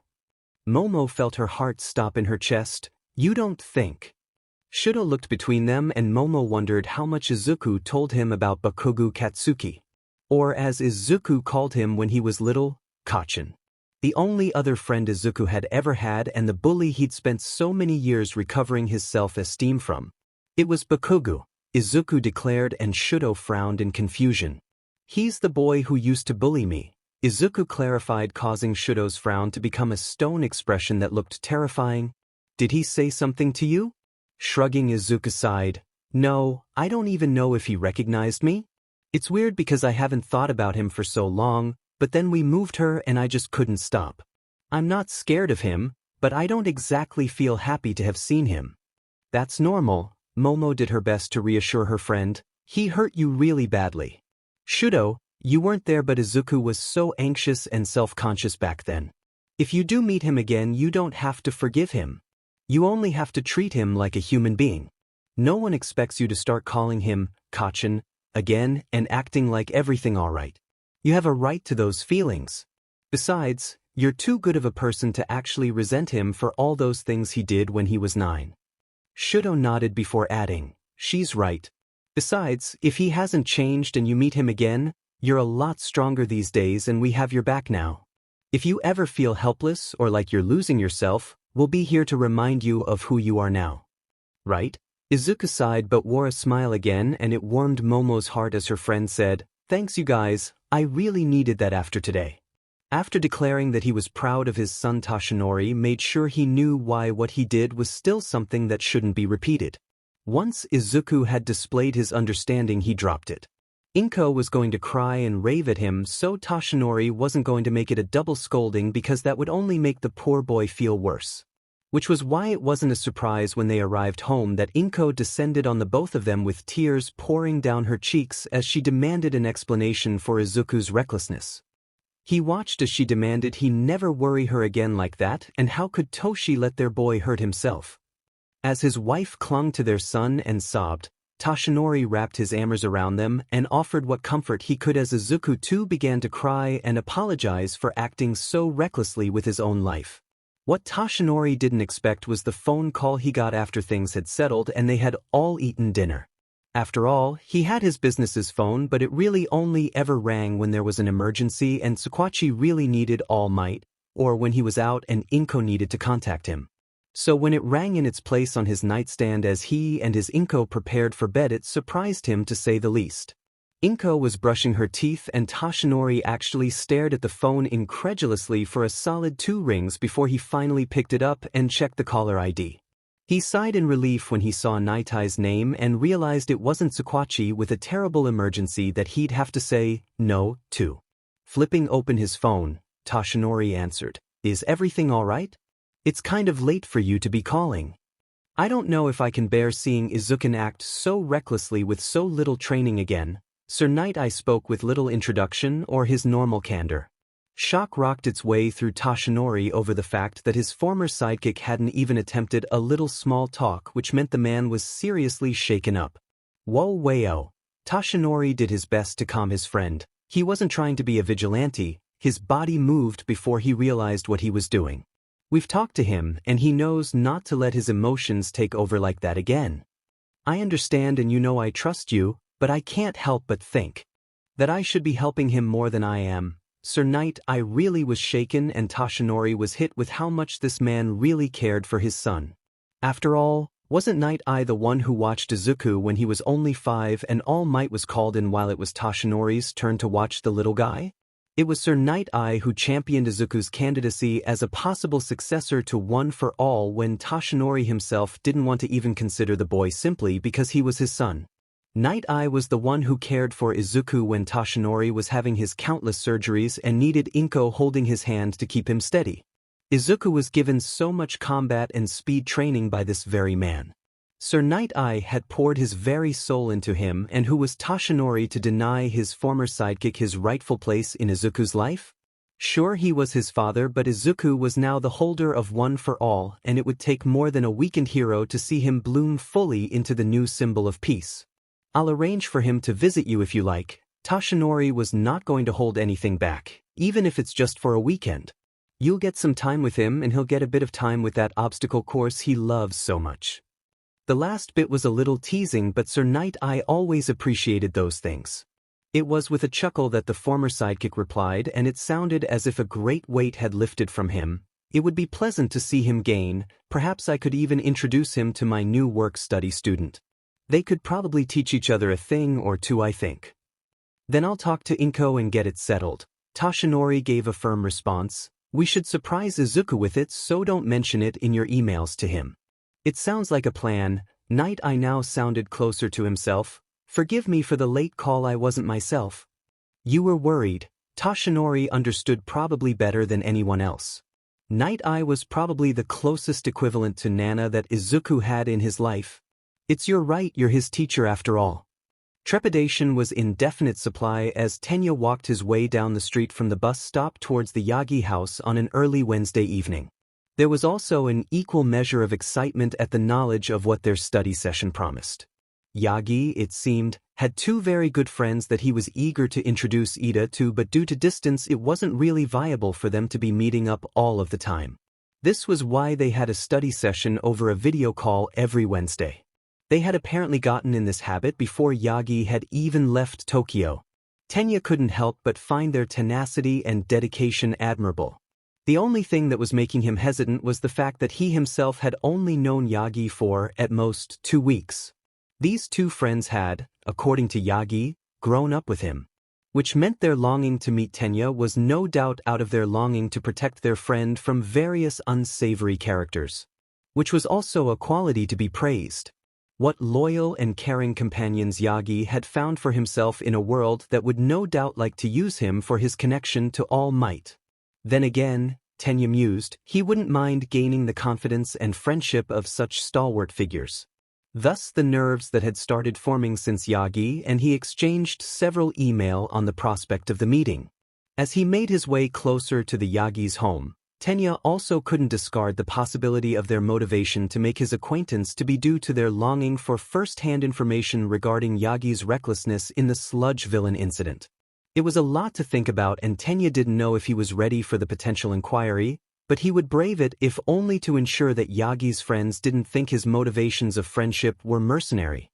This was no doubt the moment of truth where he would be judged over his worthiness to be friends with Yagi Izuku. Tenya already thought the other teen held promising potential for friendship, even if he was a bit impulsive and apparently reckless on occasion. Those traits, when honed, would be powerful ones for a hero to possess. That was why it with great conflict that Tenya rang the bell at the gate of the Yagi home. A home that was around the same size as his own family's. Though he knew some heroes had much larger houses that could be considered more of an estate, it seemed the Yagis preferred a smaller property. One which was by no means small. It was the kind of place you would expect a hero like All Might to live. Just looking at it from beyond the gate, Tenya got the feeling that it was a real home. It wasn't long before the gate opened with all the overflowing exuberance that Tenya was beginning to associate with Yagi as the other teen greeted him. Tenya, it's good to see you made it without any trouble. Come on in. Yagi then opened the gate to reveal a appealing front garden that Tenya couldn't help but find stunning. The shrubs were well manicured and there were several that were flowering which caused the air to smell sweet. Thank you for inviting me. Tenya replied as politely as he could manage through his nerves. I'm eager to meet your friends and hope that we can all get along. Behind him the gate closed and Yagi locked it before casting him a smile and leading him down the stone path that led to the front door of the home.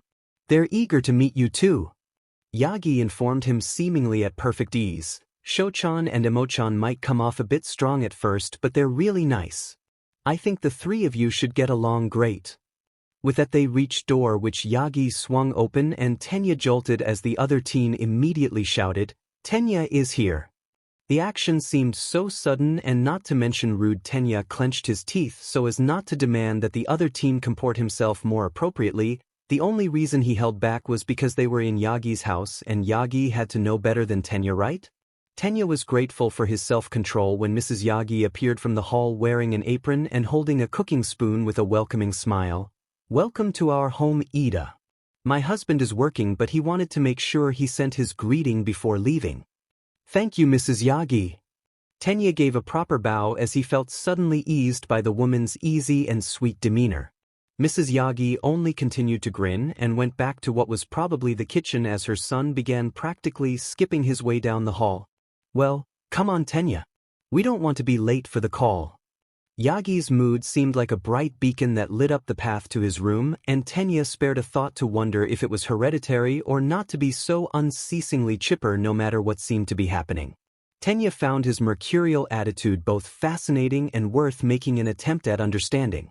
When they entered the room, Yagi put out his arms like some sort of entertainer and with more enthusiasm than necessary declared, "I present to the council Ida Tenya." This strange event directly following the previous one was enough to have Tenya freezing in place and searching the room as if the people he'd come to go on call with would pop out from the walls. Honestly, the whole thing was starting to get very peculiar. "You're freaking him out, Isuku," a very amused female voice announced, and Tenya was snapped out of his surprise as his ears honed in on the speaker. In front of him was Yagi's laptop with a call already going with a girl in a red sailor style school uniform from Solnia and a boy wearing a blue suite that Tenya recognized as belonging to Devran. The pair were sitting in what looked like a library and both seemed to be sipping on iced tea with lemon wedges floating in the glasses. The girl seemed like a traditional Japanese beauty with her long black hair held back by a ponytail and her posture upright as you'd expect to see in a girl who'd been raised within the walls of a ryokan. As for the boy, well, Tenya found a bit of a poke in his brain at the sight of the teen that possessed hair half white and half red split straight down the middle. Even his eyes were different colors as if his DNA had been meticulously separated and mapped. Yagi turned to Tenya then and laughed, "Sorry if I was. This is Yayarozu Momo and Todoroki Shudo. They're currently in the Yayarozu's house, so don't worry if they get rowdy." The library was in the girl's house. Tenya adjusted his glasses on his face and took the information in as quickly as he could before addressing the two in question. "It's a pleasure to meet you. I look forward to studying with you." "Yeah, okay." Todoroki seemed to be emotionally somewhere else and Yayarozu only gave him a thumbs up as she replied, "I'm sure we'll all have a good time together." He was going to take it all back. This was an actual business interview for a position at a company or something. The first time he'd studied with Ida had been interesting and Izuku had paused when he saw the charcuterie board, but this was ridiculous. His friends were ridiculous. "Mr. Ida, your motivations for becoming a hero seem admirable enough," Shudo was saying in a very smooth tone that betrayed absolutely nothing if you didn't know him, "but I'm surprised by how very specialized your training is." Well, if he's from a family with people with the same or similar enough quirks, then I'm sure it's just been tailored by them over time, Momo reasoned, and Izuku tried his best to keep a smile while he watched Ida sitting with his back ramrod straight while two, to him, perfect strangers went over some sort of CV. It kind of shows a lack of initiative on his part. Shudo's voice was unmistakably dismissive and Izuku felt like slapping himself over the forehead at these two and their strange behavior. Luckily Ida was willing to play along as he declared, "Actually, the specialization in my routine only started last spring. I've been doing a much more general workout most of my career. The routine was tailored by my brother Ingenium after he observed me over the course of a whole month. This was done because his quirk and my own are the most similar within the Ida group." "Well, that shows a bit more of a reasonable take on your development," Shudo responded with ease, and Momo nodded as she flipped through pages of a notebook that Izuku had a sneaking suspicion had nothing to do with anything they were actually talking about. Half mortified and half pleased at the strange play his friends were putting on, Izuku couldn't help but think of how much he loved them and how much thought they actually put into meeting someone brand new just because he himself wanted them to get along. It was nice that Tenya was being equally earnest and replying exactly how you'd expect in a mock interview scenario for the strange job of being Izuku's newest friend. Momo, Shudo, not that I don't appreciate the enthusiasm, but what is all this? Izuku chuckled, a bit exasperated but also not unamused. We're just getting to know him, Izuku. Momo stated it like it was the most reasonable thing in the world. Shudo hummed in agreement, and Izuku had to remember that he wasn't the only one with a peculiar upbringing, because anyone else would have probably been running out the door when the two broke out their clipboards with 1,000 questions. You are both very thorough, Tenya declared boldly while his eyebrows scrunched together in an expression of such intensity Izuku wondered if he was all right before the other teen continued on enthusiastically. It's admirable that you care so much about the company your friend keeps while so far away. It will be an honor if two such upstanding people find me worthy to entrust him to. I'm not a stray cat. Izuku found his laugh that accompanied the words was a bit strained at the sudden development. Though your informality with one another is startling, Ida trudged on in a fashion Izuku worried would become normal when the four of them all got together, but I suppose you've all been friends for some time and I'll have to deal with being the only one who's refereed to by their last name. You're a bit too old for a code name, Shudo agreed as if he didn't earn Shochan at the whopping age of 12, but Izuku insists on at least first names usually. Don't blame this on me, Izuku protested. I'm already calling him Tenya. You guys are just behind because of your traditional Japanese values. Aren't you Japanese, Yagi? Wait, is All Might actually part American? Tenya turned to him a bit puzzled, and Izuku could suddenly feel Momo and Shudo's eyes on him too, the hundreds of miles between them doing nothing to taper the intensity of their expectant eyes. That's not what this is about, it's about the values we were all brought up with differing. Izuku deflected with a smile that he knew came across just a bit too forced, which was enough for Shudo to declare. You guys just like being openly boisterous and a public menace while you eat on trains. You eat on trains? Tenya seemed appalled at this news, and Izuku put both hands up in surrender as he did his best to keep smiling and diffuse the suddenly irate teen. It's just something I grew up doing. I didn't realize it was rude, especially since my uncle and mom never said anything when I did it. I can't believe you'd behave in such a way. Tenya waved his arms around wildly then, as the son of the symbol of peace you're supposed to be an example to society. He's a godless taiyaki-eating heathen, Momo announced with a bit of an evil glint in her eye, and Izuku covered his face as he could feel his blush beginning to heat his cheeks at all the teasing. Especially when Shudo landed the killing blow, saying, "We'll all call you Tenya, but it's only because we like making Izuku feel more comfortable with his irreverent upbringing." You guys are too much, Izuku whispered from between his hands. He was forcing back a laugh, trying to sound as upset as possible, but really he couldn't manage to. Well, you always have to do this, don't you? Ganging up on me must really be fun if you guys never tire of it. It's probably just our way of telling you how funny you are, Shudo declared easily, softly in a way that Izuku wondered what else he felt but wasn't yet ready to say. After all, none of us actually know why you and All Might are so weird. That's actually a bit insulting, Izuku finally snorted, but in the end it was probably what Shudo was aiming for, so he didn't mind. In the end they didn't get to studying until a bit late, and by the time they'd finished English it was the hour Tenya needed to actually head out so he could get home in time for dinner. Really, Izuku found the entire afternoon the same level of a success as he'd though on that fateful day in the barbecue restaurant. It's all he could ask for. Time would tell if the four of them would really get on more, or if Tenya Ida would stay on as mostly Izuku's friend when they reached UA. There was years of history already between himself, Momo and Shudo, so there would always probably seem like a bit of a breach, but if they all got along well enough it probably wouldn't matter too much.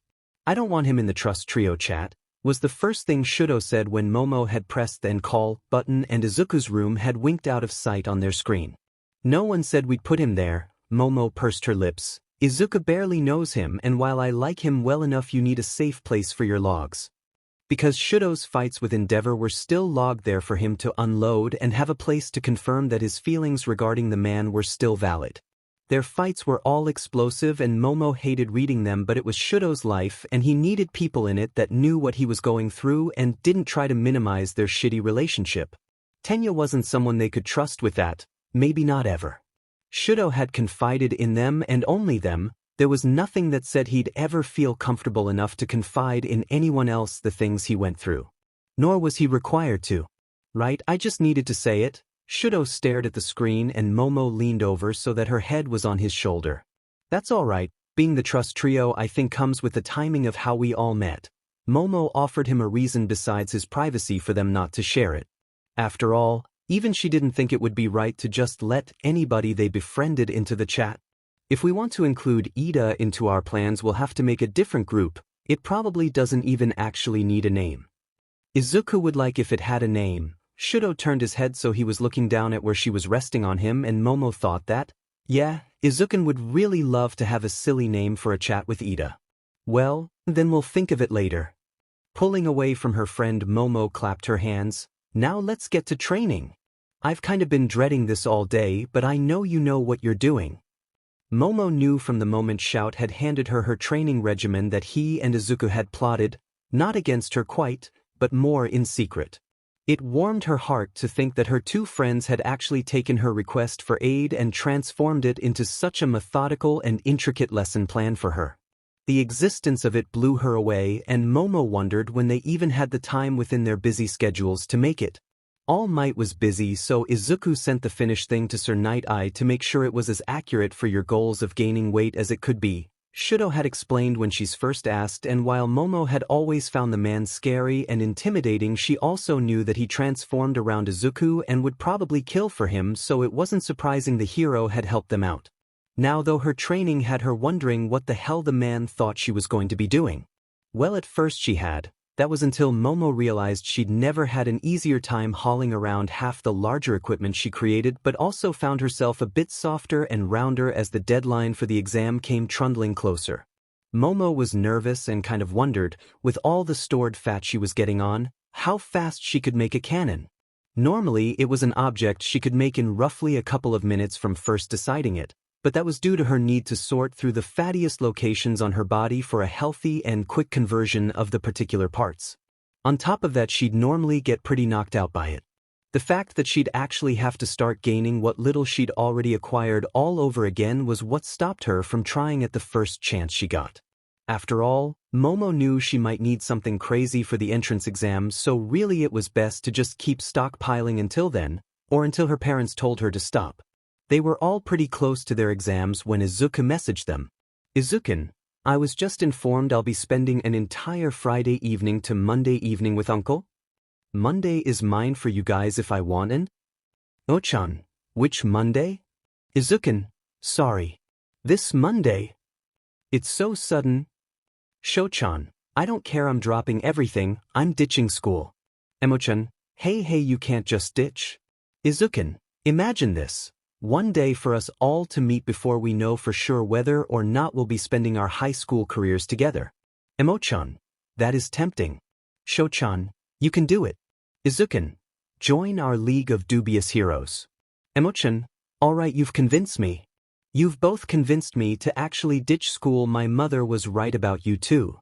Izuku, I'm just a godless taiyaki eater, what do I know?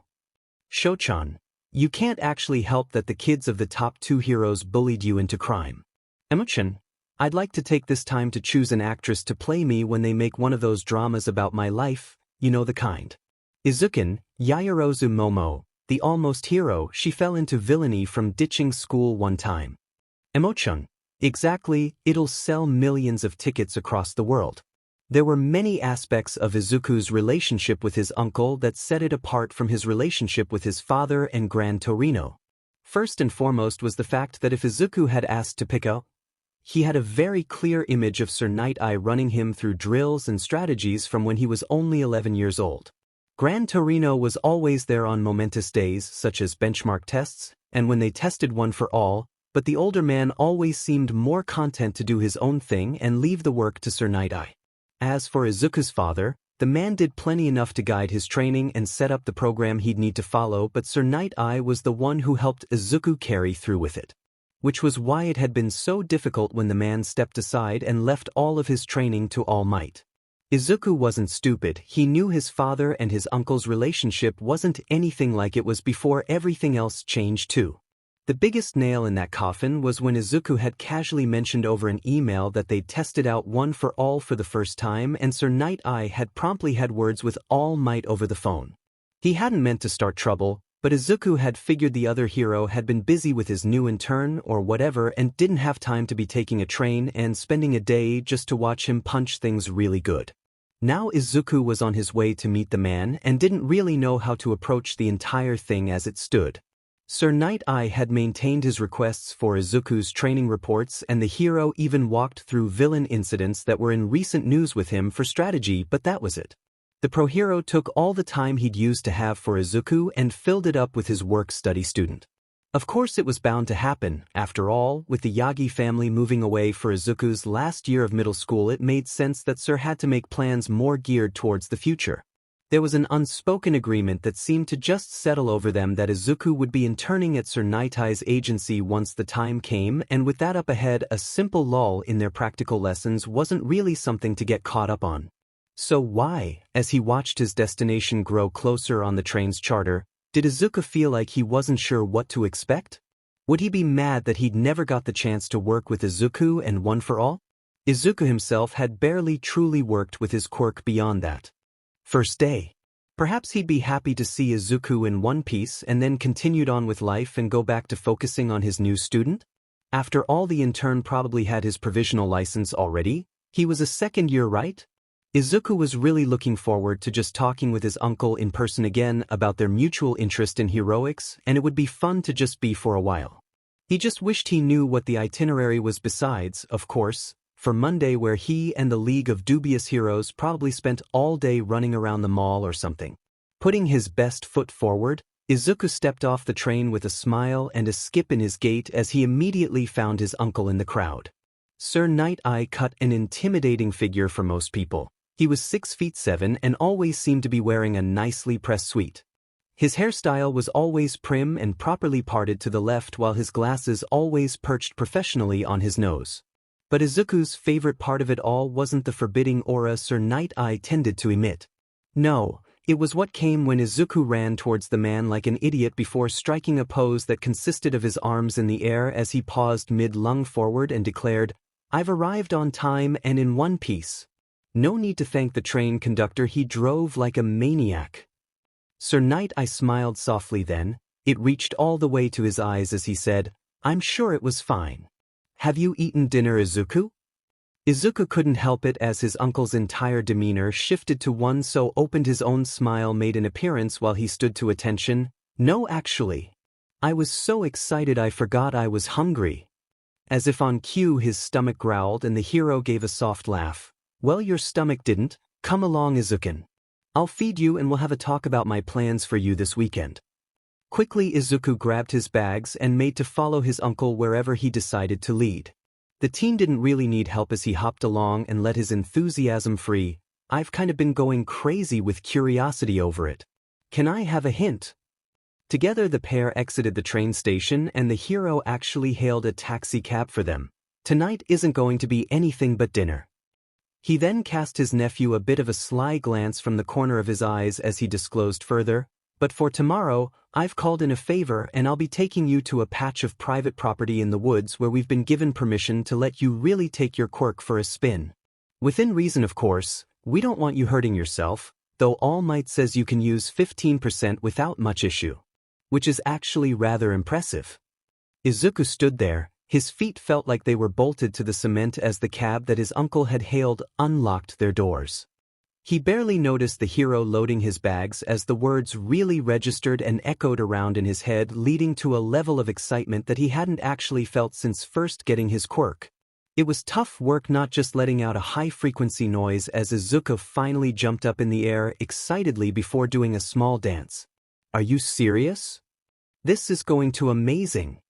Sir Night Eye was already done loading the few things Izuku had brought as he motioned for the team to get into the car. "It'll do you good to stretch our muscles a bit more before the entrance exams, and I believe we can do plenty in only 2 days." After all, you're practically a miracle child with how quickly you catch on, Izuku. Happily, Izuku slid himself into the cab and could feel himself blushing at the compliment, but did his best not to let it get the best of him as his uncle loaded in next to him before giving the driver directions to his apartment building. Won't a whole weekend away from the agency be a bit much? Izuku wondered aloud. I mean, you have your other student and missions to be carrying on with. I'll be having you shadow me at the office on Sunday. Sir waved him off casually. Really though, I could let them trundle on without me if I needed to. But I actually hope to have you meet Lemillion, or Mirio Togata, my intern. Perhaps you two could even spar. He's been learning similarly to you, but he doesn't quite have the level of analysis you do. It's practically a quirk in itself, truth be told. Izuku tapped himself on the head and laughed. Only one quirk can fit in here. It's too full of nonsense otherwise. Regardless, you're my priority, the hero informed him simply. Think of this as an apology for slacking off in my duties towards you. His tone was grave, and Izuku knew they couldn't really discuss what his uncle thought his duties were. They were probably tied up in the fact that he was not only All Might's son but the one they'd all chosen to inherit one for all. But that wasn't true, was it? Hadn't his father been clear? Sir Night Eye had been the one to champion Izuku's candidacy. The hero had already done so much. Izuku didn't feel he'd been lax in any way regarding his training, but Sir apparently felt differently. It would be something to ask about if he got the chance. As it stood, they had a full weekend to look forwards to, even if Izuku was kind of dreading meeting the Night Eye in turn. Meeting new people that others hoped you got along with was always nerve-wracking, and this guy was already in his second year at UA. But that was something he could worry about later, after he'd had a whole day of training with his quirk. Izuku found their evening as simple as his uncle had promised, in that once they had dropped off his luggage, the duo walked their way to a nearby restaurant and spent what little light of the day that was left talking about Momo's program they'd all assembled. By the time they had finished eating and made their way back to the apartment, Izuku was ready to pass out so that he could be ready for their early morning on Saturday.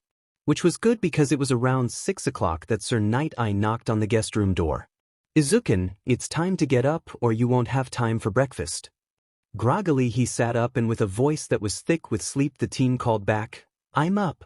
I'll be right there. Izuku stumbled out of bed, scrambling to get himself dressed and ready for the day set out for him by his uncle. By the time he was suited up in his all-might track suite, the teen was practically bouncing his way towards the kitchen, where Sir Night Eye had set out a rather nice spread of rice, tamagoyaki, and fish. As he settled himself at the small table, Izuku couldn't help the buzz of excitement which was racing through his veins, impossibly feeling as powerful as an ocean. He knew he was smiling like an idiot, but he didn't care as he said thanks for his food and began to dig in. Sir Night Eye was observing him, and Izuku didn't have time to ponder over that before the man took a drink of his tea and said, The meal isn't going anywhere. You don't have to eat it so quickly. Swallowing his bite down, Izuku chuckled lightly as his cheeks burned a little from the light reprimand. The faster I eat, the quicker we can head out. At least, that's what my brain keeps saying. Sir smiled lightly at the words. Just don't choke. Your mother would never entrust you to me again if you did. Nodding, Izuku took a breath and told himself he was being silly. They'd spend as much time as they needed out in the field. They had the entire weekend for this, and Sir wasn't going anywhere at all. So, the teen slowed down his pace and somehow managed to still finish his food before his mentor. Fortunately, Sir Night Eye wasn't actually a sluggish eater, so the pair were setting out for the train station in no time at all after their breakfast. Sir Night Eye had said they would be training on private property within a forested area. What he had failed to mention was how appealing the expanse of virtual wilderness was. Blue skies stretched out, yawning and waking up from the long night before. The sun shimmered over the ocean of green leaves, refracting upon the still-present dewdrops upon the grassy ground. A myriad of trees, sturdy and majestic, loomed around the area Sir Night Eye had led Izuku to upon their arrival via taxi. All of it was almost too much, and part of Izuku felt a little reluctant to be using one for all indiscriminately. His wide smile paired with awe was interrupted gently by his uncle declaring, 15% of one for all should be enough to create wind pressure. According to All Might, you've grown steady at that level of output, and we can begin creating long-range attacks. But for now I wish to measure your abilities fully. Whipping around to face his teacher, Izuku hoped dearly that Sir didn't mean what the boy though he did. You want me to fight you? Folding his hands in front of him, the pro-hero's glasses glinted in the light of the sun which poured into the forest clearing. He was still in his full suite, and Izuku would have thought it strange if he hadn't known that it was his normal hero attire. It will be the fastest way to ascertain what level you are at. So come at me with what you can. Your goal will be to land a single blow in 2 minutes. Begin when you are prepared. Taking a breath, Izuku reminded himself that Sir Night-Eye, his uncle and mentor, had been All Might's sidekick for years before becoming a pro-hero in his own right. The man was capable of handling himself, and the boy had enough control so as not to actually cause his teacher injury. Widening his stance, Izuku reached into that part of him where his quirk resided and activated it. One for All took less than an instant to cover his body before he was leaping away from Sir Night. A full frontal attack on the man would be unwise. Sir smirked lightly as Izuku skidded across the forest floor, using the training he'd been given by his grandpa to move through the clearing, finding footholds on the trees before launching himself towards Sir Night-Eye. Instantly the hero leaned forwards, dodging the potential blow before shuffling his feet, in order to face the boy. 10% of One for All was enough to keep Izuku mobile without kicking up too much dust or moving the trees to the point that his movements were broadcast enough to be seen coming. Yet, the hero proved himself capable of ducking and dodging as Izuku did his best to simply lay finger on the man. Speed was on his side, but Sir Night-Eye seemed able to know he was coming. Combing his mind, Izuku attempted to figure out if his teacher had touched him at all, but he came up empty. Be it from superior experience or Izuku's own lack of speed, the current situation meant that the hero was simply able to anticipate him. There wasn't much time for this, and Izuku pushed himself to 15%, hoping that even if Night-Eye could read him coming, he would be too slow to react. Rushing the man from behind, the teen lunged with all his might just as the hero sidestepped. Izuku couldn't help the grin breaking out across his face as he maneuvered midair in an attempt to elbow the man in the side, only for the hero to bend himself practically in half in order to dodge. So, Izuku's smile did not waver as his elbow crazed against Sir Night-Eye coat as he barely escaped the blow. Hitting the ground, Izuku rolled until he was crouching on his feet and his teacher put a hand out in the universal sight of stop. It was over, and while he hadn't landed a blow. You managed to graze me. Sir Night-Eye adjusted his glasses and there was an undeniable tugging at the corner of his mouth. You've grown tremendously, but you still have plenty of work to be done. Your movements are still too widely broadcast and your speed isn't at a high enough level to make up for it completely. You did wonderfully though, Izuku. Now let's get started on building upon your foundation more fully. The man's smile was full then, soft and true as Izuku's heart overflowed with his own happiness that his hard work was paying off tenfold. Yes, Sir Master. As your student, I refuse to let you down. Sir's smile wavered, but it grew ever wider. You don't have to call me Izuku, you have plenty of people in your corner. There were things about his relationship with Sir Night-Eye which separated it from Izuku's relationship with his father and Gran Torino. While they both watched and helped him grow with One for All, it was Sir Night-Eye who had built him up from when he was small. He taught Izuku how to smile again and believe it. Sir Night-Eye was the one who believed before everyone else had. Izuku smiled as he reminded himself of days his tiny 9-year-old body was being run through basic footwork and developmental exercises by this very hero. How All Might and Gran Torino had only added to the already vast work Sir had done. So much of it sitting in the park with their notebooks as Sir Night-Eye taught him that he was important, that he had things all his own that were impressive without a quirk. Meeting the man's eyes, the teenager allowed his true feeling show. All the admiration he held for the man who went up against powerful villains with only his mind and foresight. I know I don't have to, but it's what I feel. Grandpa and Dad. Both of them have taught me, but you're my... Pressing a palm over his chest, Izuku did his best not to let the tears which began to sting at his eyes overflow. I truly feel that in my heart, if you're all right with that, Uncle. It would be a privilege, Night-Eye replied, and Izuku wondered at the tone of his voice. It was soft in a way the boy had never heard, and as the man ran Izuku through even more drills, instructed him further on how to move, anticipate, expect the unexpected. There was something else in the air. It wasn't scary or evil, but a sureness that hadn't been there before. As if the declaration and clarity of MSTR and student was something which needed to be said.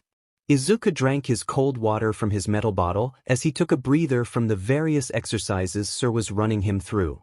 Endurance as well as the ability to move with one for all as if it was second nature. All of it was being crammed into the boys' few hours of training they had managed to scramble together. Mostly they focused on attempting to utilize the wind pressure created at 15% in his attacks. Izuku wondered about gear to help focus it, and Night Eye commended him for the thought, and they noted it for the potential costume he'd be commissioning for when he was accepted into UA.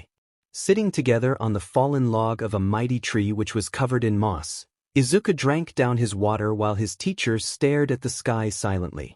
He'd already given his comments on Izuku's form and what still needed work, namely his ability to be more varied in his attacks. The boy wondered what his emissary saw there in the endless expanse of clouds. If that was where the future lay or if it was something else entirely. The silence of the moment ended as the man said, "This will be all for today. Tomorrow I sincerely hope to see you face Lemillion in a spar." Pausing in his regular sips of water, Izuku found Sir turning so that their eyes met.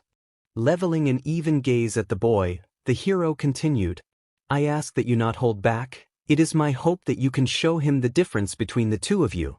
Picking up its pace, Izuku's heart began to murmur unsure thoughts as it pumped anxiety through his bones like a hammer against concrete. Izuku couldn't help that his voice cracked as he asked incredulously, "Isn't he a second year?" Nodding, the hero offered his assurances. "He is, and he's come a long way, but you have to understand I've only been working with him for a few months. You on the other hand have been training since you were. Though Togata has weaponized his quirk well, you are the holder of one for all. You may not understand fully what that means just yet, but it is everything." The question was blaring in his mind, so Izuku asked it because what else was he supposed to do in the face of such strange words? "Why would you train him if you just want me to beat him? I don't get it." Night Eye's smile never wavered as he closed his eyes. Opening them slowly, the hero looked back out to the pure blue heavens above them while a particularly dense cloud passed over. "Perhaps it sounds cruel, but Lemillion has potential to be a great hero, and when I saw him at work in the UA Sports Festival I thought he might make an excellent rival for you." Once more their eyes met as Sir Night Eye tore his gaze from the sky. "Everything is for you, Izuku. You are the bright future that will guide the world. I only hope to help you carve your place in it. I only ask you do your best." Once again, Izuku's chest felt tight while tears began to gather in his eyes at the words. Night Eye was not a cruel man. It was likely he saw this as a gift to Lemillion. Maybe he even hoped to simply add to Izuku's friends in a different unique way. Regardless, the kind words and faith was enough to have him feeling almost as if he could take on anything. "I will. And if I fail I'll always get back up. Even if there's mud on my face." Izuku promised sincerely, with all his soul, as he was reminded of all the amazing shoulders holding him up high before he had even secured a place at UA. With a small laugh, Sir Night Eye replied, "I know you will. It's why we all believe in you, Izuku." There had been a definite point in Mirai's mission to train up Lemillion where he'd wondered if he had been too cold-hearted in his motivations. Togata, of course, did not know the reason Sir Night Eye had made the offer to host him for his internship. That would have been far too mercenary. Still, as he and Izuku made their way to his agency on foot, Mirai could not help but think that perhaps it was cruel to raise up a hero simply to be a way to measure how much his apprentice had grown. Of course, Izuku befriending Lemillion was always the plan. The boy spread sunlight and smiles wherever he went, making friends in the oddest places where even angels feared to tread. Lemillion was also an excellent student. The boy would likely climb the Billboard charts nearly as fast as Hawks has if he kept up his rate of improvement. Togata wasn't just an obstacle for Izuku though. He was a kind boy that Mirai had genuinely come to like and hoped that he and Izuku would get along. Which was why it was almost nerve-wracking to enter the training room with Izuku by his side to find Lemillion already suited up for the obstacle course. Instantly, Togata noticed them and gave a bright smile before declaring obtusely, Sir has arrived with a strange kid. Could it be his son? Before Mirai could give a proper introduction, Izuku was doing what he always did as he struck an exaggerated pose, lunging forwards and pointing at Togata without shame. "It's you, the no-clothes guy." Togata pointed at himself immediately, his enthusiasm overflowing at the fact that someone with a compatible energy had arrived. "It's me." A smile threatened to take a place on his face as Mirai performed proper introductions. "This is my nephew, Izuku Yagi. Izuku, this is my work-study student Mirio Togata. His hero name is Lemillion. A pleasure to meet you." Izuku's pointed finger transformed into an offered hand before Togata happily took it. They shook a little more vigorously than necessary, and Mirai realized the mind was a strange thing because he was still concerned, even if mildly, over if they would become good friends or not. He wasn't about to waste his allotment of foresight on it. He could only put his trust in Izuku's kind nature and Togata's willingness to form friendships. "You too." Togata cheered before Mirai got their attention in order to explain the situation to the young hero in training. "Lemillion, Izuku is a UA hopeful and is the one who holds the record on the obstacle course. I was hoping that perhaps the two of you might spar." It was obvious then that Togata was confused. Even as the boy smiled, Mirai took note of the moment the hero in training had wondered what this actually was. Lemillion recovered quickly though as he cheered, "Let's warm up together. Then we can hit the mats." Izuku, of course, was eager to get to training. He was always seeking moments to prove himself, and Mirai was still hoping to train it out of him.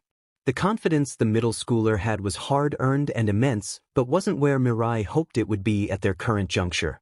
Still, this spar as well as getting into UA would work magic on him. So Mirai said nothing as the boys began their normal routines for warming up their muscles. Blonde with hair swept up into a pointed quiff, blue eyes, and a muscular build which overshadowed Izuku's only from age and superior height, Togata was an intelligent teen. Not in the traditional sense, but he had a good mind for problem-solving as well as an understanding of people. So the fact that Mirai was staying was likely to make him even more curious, but the hero refused to explain any of it. This was for Izuku, and if Togata asked, Mirai would simply say that he had hoped they could be friends and that Lemillion could help guide Izuku as he entered UA. It wouldn't be a lie. Both boys attempted to get to know one another as Mirai watched on, doing his best to feign distraction with his phone. Izuku and Togata were both bright personalities, even if the older boy leaned a little harder into the comedy aspect of his hero persona. "So you've been training with Sir a lot longer than me, huh? I bet he's taught you a million more tricks than he's taught me. You got any tips?" "Huh?" Togata asked not unkindly as he lunged, stretching his hamstrings while Izuku was in the middle of loosening up his arms. The green-haired boy laughed lightly before replying with a smile, "Maybe after we spar I can tell you a few. I'm going to have to give it everything I've got if I'm going to face someone with their provisional license." Pride surged through Mirai at the words. Izuku was no idiot, and while Togata had plenty to learn still, it was wise not to underestimate someone who was older and given more official training. Togata, of course, agreed and allowed the subject OT drop. Neither of the boys asking or offering details on their quirks as they chatted away about various ways to warm up. Finally, when both boys were prepared and their bare feet hit the mats, Mirai approached once more. Clearing his throat he announced, "You may use your quirks so long as it's not too destructive. The winner is the first to have both shoulders hit the ground or concede." When the two teens nodded, Mirai observed that the pair had locked eyes, but their smiles hadn't faded. Where Togata radiated brightness, eagerness to see what Izuku was capable of. The younger boy was nearly oozing something black like cold determination as he showed all his sparkling teeth. There were many things Mirai wished to say at the moment, but Izuku would have to face this with as much information as Togata, that was to say, none. If they were to truly test and measure themselves, it would need to be on equal footing. A part of him thought it might be unfair, but he shook himself from that. Izuku may have only just inherited one for all, but he'd been training in combat and since he was a child. There were plenty of top pros who, if their quirk factor was interfered with, would fall to someone with Izuku's level of combat ability and strength. Togata, on the other hand, was the complete opposite. He'd had his quirk since childhood, but his fighting ability was brand new. This would be a fight to measure how much Togata's skill in combat had grown, as well as measure how Izuku's mastery of One for All had come. In the end, all Mirai could do was say, "Fight." Instantly both charged, and Mirai could not help the smile tugging at the corner of his mouth as Izuku fainted at the last possible second, surprising Togata by leaping up, with a forward flip which brought his heel down with the force of a hammer. Not an ounce of One for All was coursing across the boy's skin in the now familiar form of green lightning. Clearly he was being cautious. It was then that Togata lost, because he activated permeation, immediately causing Izuku's heel to phase through his body. Of course, that was when Togata's clothes also slipped through, hitting the ground uselessly. Poetry in motion. That was the best way to describe it, as Izuku's expression shifted with surprise for an instant, then curiously, but he did not remove himself from the older boy. In the next heartbeat, in a flash of speed, with One for All making its appearance, crackling with the wildness of a storm, Izuku swung up, bounding back into the air as Togata's quirk allowed for the attack to just harmlessly slip through. The force of the younger boy's movements was minimal, and Mirai reasoned that he was utilizing roughly under 10% of his power. Izuku twisted so that his feet hit the ceiling, eyes bright and wild with what Mirai knew to be the most dangerous aspect of this particular future hero's arsenal. Only seconds had passed, but there was no doubt he'd broken down Togata's quirk, gathering data on its properties. Mirai knew then that it was already over, because Togata had shown his weakness early by not allowing himself to fully fall into the ground, thus informing his opponent that his quirk activated in sections. For people like Izuku, such a thing was enough of an early lead to latch on to and win. It was no surprise then, as Togata launched himself up at Izuku, that the younger swung left, forcing his opponent to activate permeation. Reasonably, Togata swung for Izuku's stomach as the green-haired teen slipped through him. Then, Izuku proved himself as, using his right hand, he grabbed hold of Togata's solid fist mid-swing. Wide blue eyes made the scene satisfying if strange. With Izuku up to his shoulders phasing through Lemillion, yet having the presence of mind to reasonably predict that a quirk that could be partially activated would have the user put it to work when their opponent was disoriented or unable to see the assault.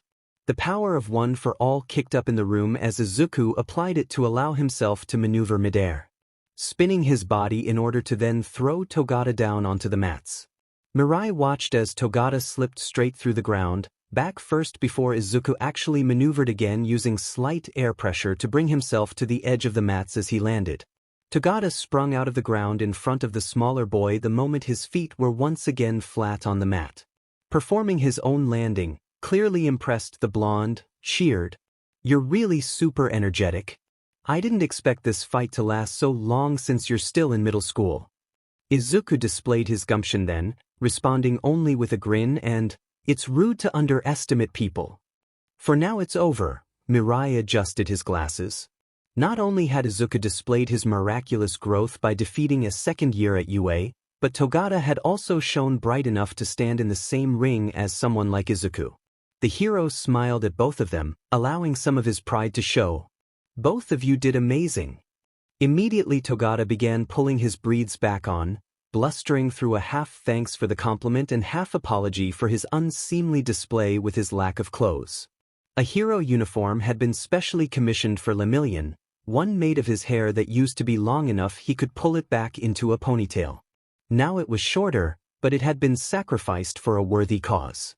Izuku blushed and gave his usual thankful bow before declaring, "I've only gotten this far because of all the help you've all given me. Thank you for this opportunity." Then the middle schooler turned on Togata, full force as he exploded with excitement. "Your quirk. It has to be crazy difficult to SW it around your body like that so fast. You're really amazing." Again, pride surged from deep inside the hero's bones as his nephew and protege was able to deduce that Togata's quirk wasn't quite the blessing of posterity as many seemed to believe it was upon first glance. Togata's smiling expression was displaced with surprise as he responded cheerily, "You figured me out really quick. And you even predicted when I was going to hit you before even seeing me in action. If I didn't know better, I'd say you were like Sir and had future sight quirk." It wasn't too difficult. Izuku was clearly attempting to downplay his own abilities. I mean, you didn't fall through the floor when I hit you the first time, so clearly you hadn't activated your quirk in your feet. It was with a hearty laugh that Togata declared, I guess it just proves Sir is right though. You don't need his quirk to predict things, huh? Izuku's cheeks flushed red as Mirai placed a hand on the boy's head, ruffling the messy curls of it which were the color of his mother's but so much like his father's.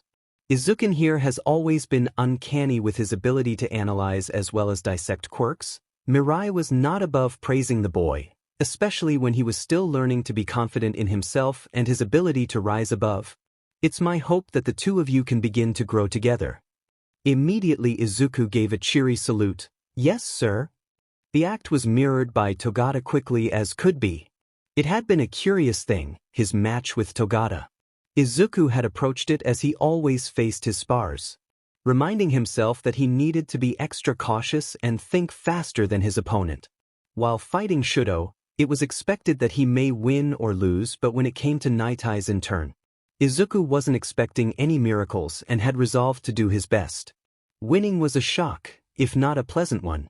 He was sure that it would have lasted longer if it was a real fight. There was also the nagging feeling that Togata had gone easy on him.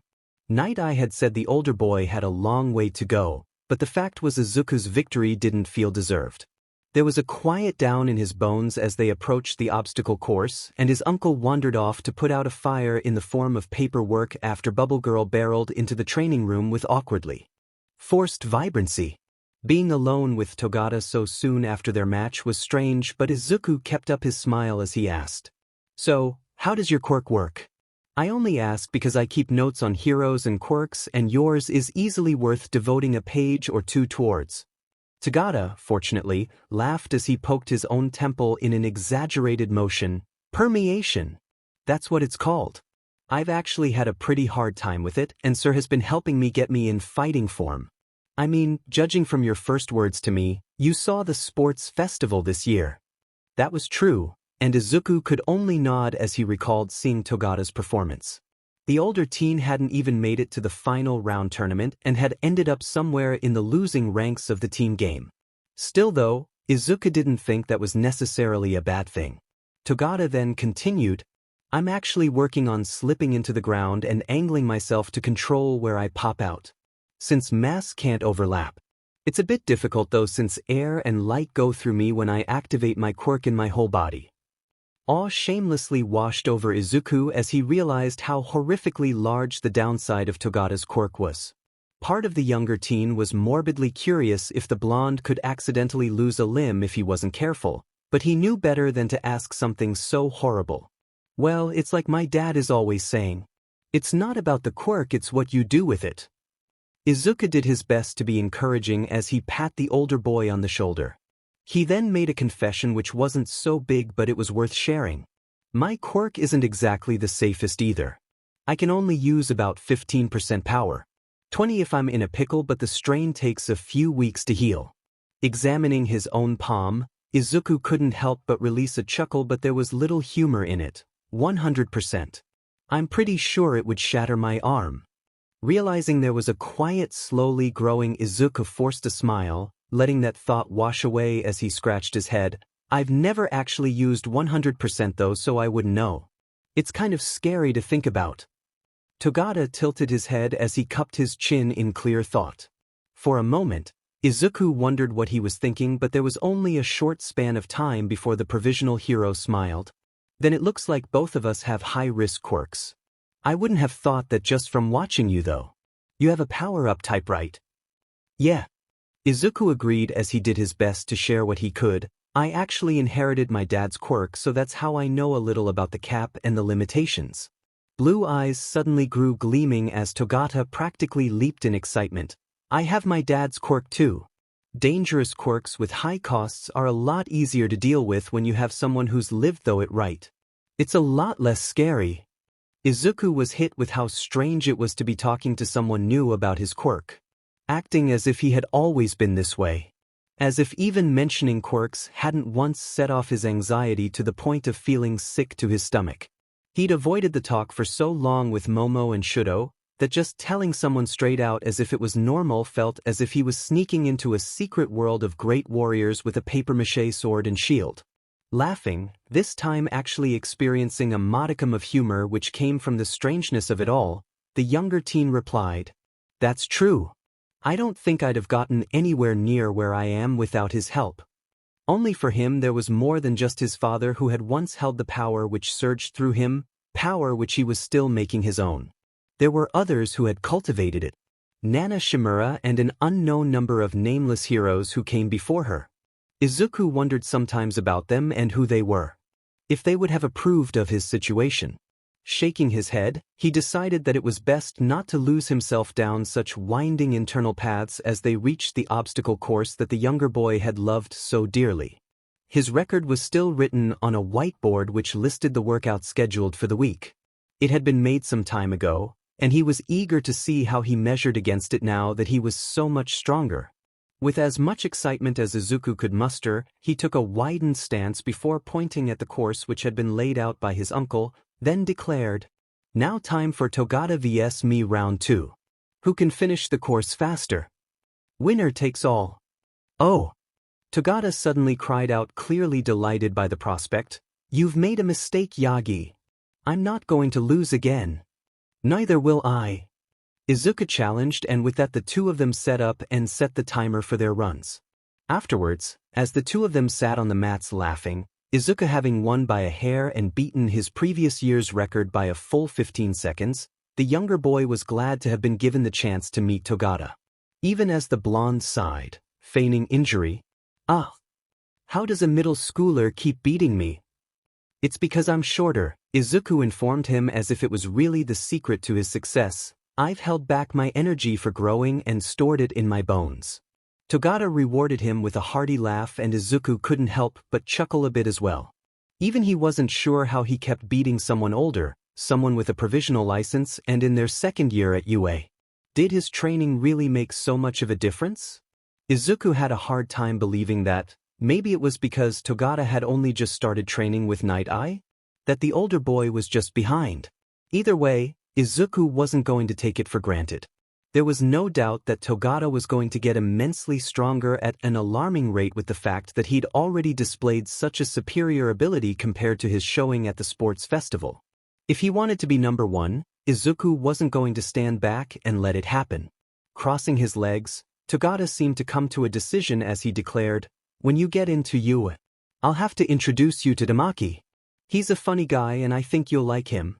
Izuku startled at that. He hadn't expected to be offered a hand of friendship at that level. Then again, Sir Night Eye had introduced them and declared his hopes to Togata plainly. So, he did the only thing he could think to do. Placing his hands on his knees, Izuku bowed lightly and thanked the older boy in advance. "It would be an honor if you took care of me. Anyone Sir approves of and has moves like you is good in my book." Togata laughed, and Izuku marveled at how strange and easygoing the older boy was. It was nice just to sit there for a while and simply talk with someone who didn't quite know him. And when it was time to head out with his uncle, Izuku did so with Togata's email saved to his phone. Monday found Shuto sitting rather idly in a cafe as Momo airily drummed her fingers on the table.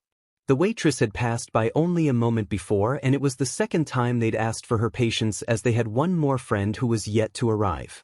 Shuto stirred his drink with the plastic straw he'd been given and watched the bubbles of his diet lemon soda float to the top only to pop as they broke surface tension of the liquid which suspended them. For some reason that he could not place, Shuto found himself almost nervous as they waited to see Izuku for the first time since he moved back to his old prefecture. Though they had all kept in contact regularly, there was something almost special about seeing one another again. Perhaps the magic was added because in a few short weeks he and Momo would be taking the UA entrance exam, and then, only about a week or so later, Izuku too would be partaking in the general exams for the hero course. His train of thought was interrupted as Momo cheerily waved Izuku over to their table. Apparently he'd arrived through the door in his usual fashion and Shuto had missed it. As their friend moseyed up to their booth, Shuto found himself startled over just how much bigger Izuku had gotten. Height-wise he was slightly taller. Suddenly, with a start, Shuto realized that it was likely that Izuku matched his own 5 foot, What's with that look? Izuku chuckled lightly, his smile bright as always and in no way dimmed by the fact that he was wearing a hoodie modeled after fat gums. You didn't order without me, did you? Shudo rolled with his friend's usual blasé attitude. It's not that. You just got taller faster than I expected you to. Shochan, is that really how you're going to greet him? After so long apart? Momo was clearly scandalized by his behavior as Izuku began laughing, completely unbothered by the words. As if we don't talk every Wednesday. Izuku tilted his head and settled into the side of the booth, facing both Shudo and Momo before the young women sighed. I suppose, but I didn't expect you to say something like that. Not really knowing how to reply, Shudo just pressed his lips together until the moment passed. An event which didn't take very long since his two friends had grown used to his habits and foibles. How has training been going? Izuku bulldozed forwards. It was clear he was his usual self as he very blatantly eyed Momo without reserve before declaring, Moken is looking really good is why I ask. Momo blushed as the compliment reached her and Shudo couldn't stop the smile he gave. The work she'd been putting in wasn't being wasted. Momo herself was very quick to proudly declare, I've already put on 15 pounds. I've had to stop for now, but I'm sure I'll be able to put on a few more once we get to UA and I have the approval of a teacher. She beat me in a spar yesterday. Shudo had no trouble giving Momo her dues. She was the one who had grown the most out of all of them when it came to the ability to fight. Izuku cheered almost too loudly as he pat his hand on the table repeatedly. Yeah. You beat him and you didn't even tell me. You'll be wiping the floor with both of us at UA if we're not careful. Again, Momo's face turned redder than a hot pepper as she cradled her cheeks in her hands. Stop it, Izuku. You're embarrassing me. Izuku had mercy as he folded his arms upon the table, and Shudo was struck with how odd it was to be together again in person. They hadn't even said proper hellos, but they were carrying on as if they'd not spent most of the year apart. About then the waitress arrived and each teen ordered their preferred meal and Izuku ordered a milk tea to go along with his lunch. When their requests were taken and the server had left, Momo was no longer blushing and Shudo could only watch as she confessed. I have so much more work to do, but I'm glad to have the two of you supporting me. A familiar warmth swept through him then as Shudo had no other choice to reply, we've all taken turns supporting each other. It's simply how it is now. Izuku's grin grew then as his green eyes shifted between Momo and Shudo. He didn't know what his friend was thinking until he boisterously declared, Shochan is right. That's what friends are for. Enough about me. Momo deflected but, in Shudo's opinion, was clearly grateful for their support. It was a common theme when they got together and he was glad for it. Distantly he wondered what the world would have been like without them but cast it away when Momo continued to move forwards in their conversation with, How has your training with Sir been going? Did you have a good weekend? Ears practically perking up, Shudo grew ever alert at news of Izuku's regimen. While it wasn't so awful as before, it was clear he was being groomed and pushed for immense greatness. With a quirk like his, it required no thought at all to realize such a thing. As for Izuku, he scratched his cheek, appearing slightly embarrassed as he replied, We trained on private property on Saturday, so I was able to use my quirk and it was really fun and difficult at the same time. Shudo found himself intrigued by that snippet of information and took a mental note to ask for a little more detail on the session later, but Izuku wasn't finished telling them how his weekend had been spent. Then yesterday I made a friend. He paused and for a moment Shudo wondered if this new friend was the child of another hero as the green-haired teen chuckled rather unsure. At least I think I did? We exchanged emails though and he's a second year at UA doing work studies with my uncle. We sparred but I couldn't really tell how he felt about it. Either way, I hope we can train together again and be friends. It spoke to how well they knew each other that Shudo had no difficulty expressing how he genuinely felt about that newest information as he took a sip of his drink and said, You're too optimistic sometimes, I think. If I was asked to train with someone 2 years younger than me, I wouldn't be so happy. Especially if I didn't know them well. There was an expected moment of silence as Izuku and Momo both turned to Shudo. Momo appeared understanding of his stance while Izuku's smile fell slightly before he appeared more thoughtful than anything. After another beat, the other boy was more subdued than he had been since he arrived as he accepted Shudo's opinion with, "Maybe you're right. I wasn't taking his feelings into consideration. He's already a work-study student and he might have not liked the fact that we were pit against each other by his mentor. I was so busy seeing it from my perspective and my uncle's that I failed to realize how Togata might actually feel. I'm not saying you can't be friends." Shudo wasn't attempting to be cruel. Izuku tended to be friendly to everyone and sometimes got carried away hoping that their intentions aligned with his own, only that he might not be as genuinely eager as you are.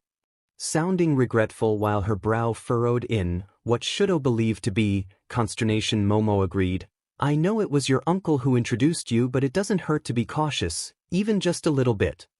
Izuku, being the kind of boy he was, nodded slowly, taking their advice as seriously as they all took his. Shudo found it was one of his favorite things about their friendship. He could always trust they would hear him out, regardless of what his troubles might be.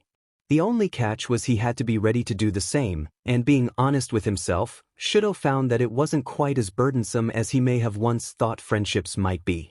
With that all settled, Shudo's least favorite part came. Talking about himself when he had no burden to toss off his shoulders was difficult. He wasn't one who considered himself very interesting, so the fact that Momo and Izuku's gazes turned to him with eagerness had the teen pursing his lips ever so slightly as he mulled over in his head anything they might find noteworthy that may have happened to him since their last conversation only a week ago. "Nothing very interesting has happened with me," he settled on as their food arrived.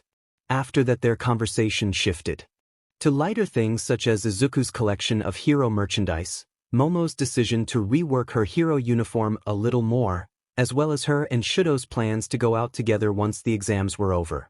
That was something Shudo was concerned over. His eyes were set firmly on the finish line and he was prepared to focus solely on himself and Momo getting into UA as he explained. "This is going to be the biggest step. The first step. I have to make it into UA. I'm sure I'll be able to tell by how I perform on the test. Which is why we're unwinding afterwards. Shochan has been getting more and more intense as it gets closer," Momo explained without shame, and Shudo didn't even feel slightly embarrassed by the fact that she had noticed. Izuku was the one that startled him as the other boy declared smoothly, "Well, don't forget to tell me if anyone stands out. If they make it too, it'll be nice to have some notes on their quirk already." Nodding, Shudo agreed to keep his eye out so long as it didn't interfere with his own exam taking, which was really all Izuku could ask for. He knew his friend wasn't about to expect him to throw just to gather intel on the other test takers. The time they spent together after lunch went too fast. It was like a flash of laughter, smiles through window shopping as Izuku continually snacked and actually spent a whole 15 minutes chasing down a hero to ask for an autograph before they all went to the arcade in order to play air hockey. The moments were impossibly fleeting but eternal as they were firmly the last time all three of them would be able to spend together before they had all gotten their results from UA. As the sun began setting, Shudo walked home and wondered about the future. And he hoped. The morning feels deceptively exactly like the day before, but Shudo couldn't shake the knowledge that this day was the one which would determine the course of his life. His dreams and goals all hinged on the hours following the rising of that day's sun. He kept his breakfast light and did his best not to talk to anyone. The task was easy as his father had simply given him a frigid, "Don't shame me," the day before and was long gone by the time the teen was making his eggs over rice. Eerie quiet paired with his own nerves saw Shudo making his way on foot to the train station which would take him to UA. A temporary paper ID pass was in his pocket and a duffel bag containing his black tracksuit as well as his writing supplies was slung over his shoulders when he met Momo at the platform. She too was dressed in her middle school uniform, though hers was a traditional sailor style in red and white which Solnia favored, while Shudo's was the standard blue blazer and black slacks which was the signature of Deverin. Both of her hands were holding tight to her own athletic bag as his friend greeted him with a nervous smile. "Good morning, Shochan. You don't even look nervous. I was barely able to eat breakfast with the state my stomach is in." "Morning," Shudo nodded, pausing for a moment to think on her words before he replied, "I suppose I'm just good at hiding it. The only reason I managed to get my food down was knowing that we'd have a physical test I need to be strong for." A soft laugh escaped her before the pair were then required to board their train.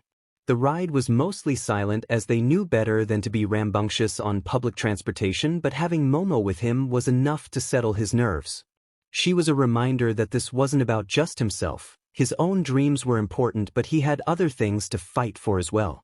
It had been strange at the beginning of the year to be alone so often with Momo, but at that moment as the pair of hero hopefuls rode together towards you, he found that she chased away the shadows his father had brought just the day before. Together they disembarked towards the gates of the famous UA. The pair of friends weren't alone though. Roughly a half-dozen middle schoolers, including Momo and Shudo himself, were making their way to show their temporary passes at the gate. Others who had been recommended, most of them wearing elite uniforms. "There's so many people here already," Momo whispered, but it wasn't shocked or afraid. The observations was simple. Knowing her, Shudo was aware that she was simply hoping to start a conversation. He'd happily oblige, equally quiet. "And only 4 of us will be admitted." Humming in agreement, the teen girl kept pace with him effortlessly while they approached the walk-up lined with busts of the school's founders. The doors to the auditorium they'd been assigned to for their written test were enormous. UA was likely accommodating for quirks.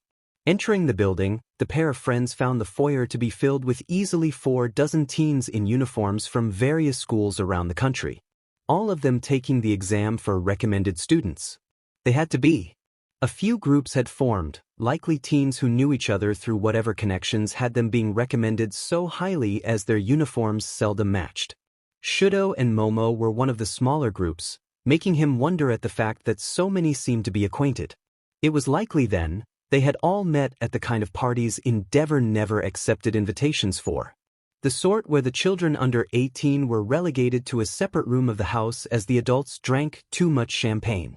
Shudo kept his eyes moving over them all, assessing and quiet, even as he and Momo shuffled into a corner and she observed lowly, "Do you think this is everybody?" They had roughly half an hour before the test was scheduled to actually start. Being early was clearly the choice for those taking the situation seriously. Judging by the fact that there were 3 heroes in the foyer watching the test takers, it was expected.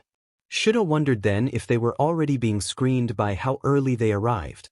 "Don't worry so much about everyone else, Imo-chan." Turning to his friend, he found her cheeks, which had become much rounder in the last year, flush bright red as he did his best to share the ease which was already settling inside of him. "None of these people can possibly be more skilled than Izuku. You've beat me and I've defeated him before. Your intelligence is unmatched. So, it's unlikely that you won't outshine everyone here." "Sho-chan." Momo whispered his name in clear disbelief of his words. Shudo wasn't about to give empty platitude to people who didn't deserve it. He truly believed that overall Momo was bound to perform at an excellent rate. Her mind and quirk were simply a cut above. She was easily his largest threat to making it to number 1 overall. It was then that he noticed one of the test takers waiting in the foyer was sending them glances.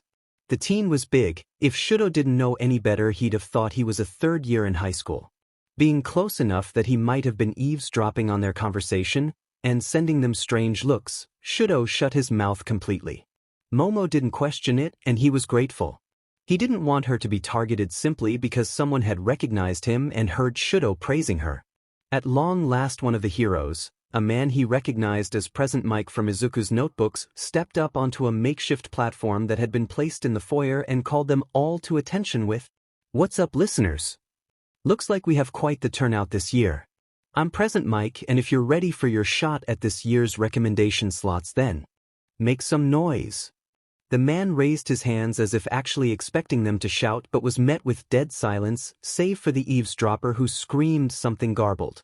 Present Mike was showy, wearing a leather black jacket as well as matching breathes. His hair was blonde and styled impossibly. Notably, he was wearing orange sunglasses as well as a speaker rig around his neck. The rig was likely a support item, and while Shudo knew his quirk was voice, he was certain Momo and Izuku could explain more to him on the subject. "You're not very lively, but I guess one of you replying is a win," the hero sighed as if defeated before once more coming to lively. "All right then. We'll be separating you into 4 groups of about 12. Check your temporary ID and shuffle around as follows. Group A is with Midnight, who is located at the northwest exit. Group B is with Aizawa at the southwest exit. Group C is going with Vlad King at the southeast exit, and lastly Group D stays here with me. Immediately, Shudo and Momo both pulled their temporary IDs back out and scoured them for whatever letter they'd been assigned. Momo sighed. Looks like I'm with Group B. Shudo frowned as he located the rather middling-sized letter located at the bottom left corner of his slip. Group D. Good luck then, I'll see you after the test. Momo smiled, and to anyone who didn't know her it would have appeared confident, but Shudo could see her unease as he met her eyes. Calling upon everything, all the days they'd spent together, he offered his own smile, reminding himself that she was a shoo-in and he was the one who had to worry. Part of him was relieved that Isuku had decided not to be recommended. It gave him a much larger margin. Let's do our best, Imogen. Yeah. He watched her leave just as all the others began to shuffle around to the various exits. As for Shudo, he stayed put. There wasn't anyone he recognized in his group. His only interest was the teen who had been eyeing himself and Momo, likely listening in on their private conversation. Apparently he'd been assigned to Group D as well, which, in Shudo's book, was preferable to having a guy harass his friend. Only a minute or so passed before the other instructors were ushering their groups out of the room, and Present Mike once more addressed them all once again. All right, listen up, little listeners. Your written tests will have a time limit of 1 hour. In just a second I'm going to lead you through the northeast door into the room which has been set up for you. The hero then leapt off the small platform before leading his group towards the door he'd told them about. Shudo kept to himself, his eyes taking in everything he could as they were led to a rather large room which was obviously not normally used for teaching. There were only about a dozen desks, and each one had an envelope as well as a name printed out on it. The distance between the desks was reasonable, but they were also separated by cubicle dividers to clearly prevent cheating. Find your test and wait for my signal. All phones must be turned off and remain out of sight for the duration. No talking, no note passing, no contact can be made that could facilitate cheating. If any of you cheat, it's an automatic fail. When you finish, you'll raise your hand and the test will be retrieved. Once we're all finished, we can move on together. Now let's go. Shudo found his test and settled into the chair. He wondered how stupid you had to be to cheat, and he also knew, because of Isuku, that most rules were put into place because people had tried things they shouldn't. In the end, Present Mike gave a simple begin after setting an egg timer before they were ripping open their envelopes. The information wasn't too much for him, though he could admit it was a little more difficult than he'd expected. He thought that Momo would finish this with time to spare. As it was, Shudo wasn't miserable at it, but he did have to skip 1 or 2 problems and come back to them when he was finished with the rest of the test. Not being the first to finish, he also wasn't the last, as Present Mike took his test and permitted him to sit quietly. Finally, only about 15 minutes after Shudo had finished his test, the egg timer went off and one of the girls in his group was forced to hand over an incomplete exam. The air in the room was thick as the pressure began to push down, with one of them so clearly falling behind early. The boy who had been staring before was quick to declare obnoxiously, "Keep fighting. You can still do it. I believe." Shudo was taken back by his brash behavior, but thought nothing of it until the girl in question squeaked out a rather intimidated, "Who are you?" which meant that the boy was loud and obnoxious with people he barely knew. There was a difference with being outgoing and encouraging and simply screaming at people with enthusiasm. It was a fine line, but knowing Isuku, Shudo realized that it existed and was an art really. Still, the huge teen didn't appear malicious, so he just let it be. If she wanted to be a hero, she'd have to deal with all sorts. Present Mike tucked the tests under his arm and smiled despite the strange scene. Let's get to the second phase of this then. Inesa Yorashi, you're first. Go through the door in the back of the room, down the hall, and it's the first door on the left. It was then that the eavesdropper, the loud one, stood up and declared, "Yes, before nearly barreling out of the room. Present Mike only sat on the chair he'd been observing them from and permitted them to do whatever so long as it didn't involve their phones and too much yelling. Shudo took the time to reflect on what was happening. Likely, he realized, They were doing their interviews and would then be taken to a training ground or field to do their practical. The others began introducing each other and talking about their quirks as if his was a game and they weren't giving away their biggest leads by sharing that sort of thing. He was already ahead of the curve as one of the boys with teeth on the outside of his mouth declared he could make inorganic solids soft and move through them like liquid. Another happily announced his strength quirk, and another girl scoffed at both of them saying she could create nightmare-like hallucinations with her gas quirk. The girl who had been shouted misguided encouragements by Yurashi turned to Shudo and asked, "What's your quirk then?" "I'm Harai Koshiba and mine's origami. I can turn inorganic objects flat and fold them pretty easily." Shudo noted that in his mind for Izuku later before he took a page out of said friend's book and replied, "You need to be a level 12 friend for that information." Present Mike snorted, clearly having been observing them like a good proctor. Koshiba frowned and one of the others, the one who had said he was able to make the solids soft, snickered before countering, "You don't have to be a JRK." It was then that Yurashi arrived like a freight train shouting, "I'm ready for the next challenge you have." Only for Present Mike to very calmly reply, "Sit down and lower the volume a little, other people are being interviewed right now too." The juxtaposition of it had Shudo pressing his lips together to prevent a laugh as the hero then declared it was his turn to be seen. Yurashi sent Shudo another look. Assessing was the best way to describe it and Shudo really hadn't a clue what the other boy thought. He reminded himself it didn't matter. He just had to get in. That was his goal. To get into UA and prove himself superior with only his ice. So he obeyed Present Mix instructions and found the room which he'd be given his interview. The woman was dressed smartly in a black suite and asked him inane things such as, "Describe your quirk, what do you plan on doing if you get into UA? Tell me about your hobbies, who is your favorite hero and why?" And on and on.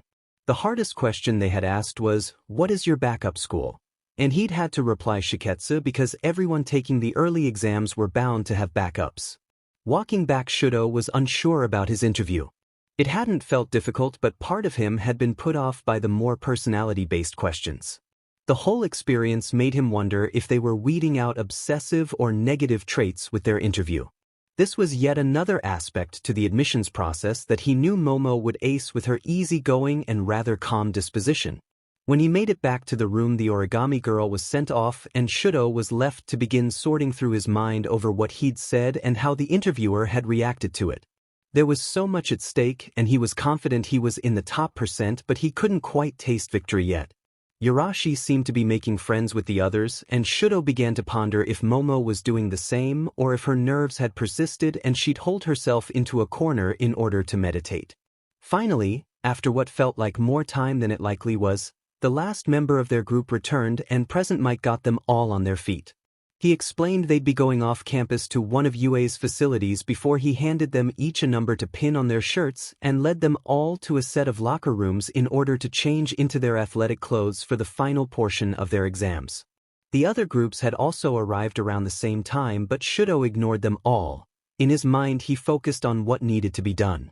Pulling on his black tracksuit, he was the first one out of the locker room as the others were joking and complaining about the interviews as well as the written test.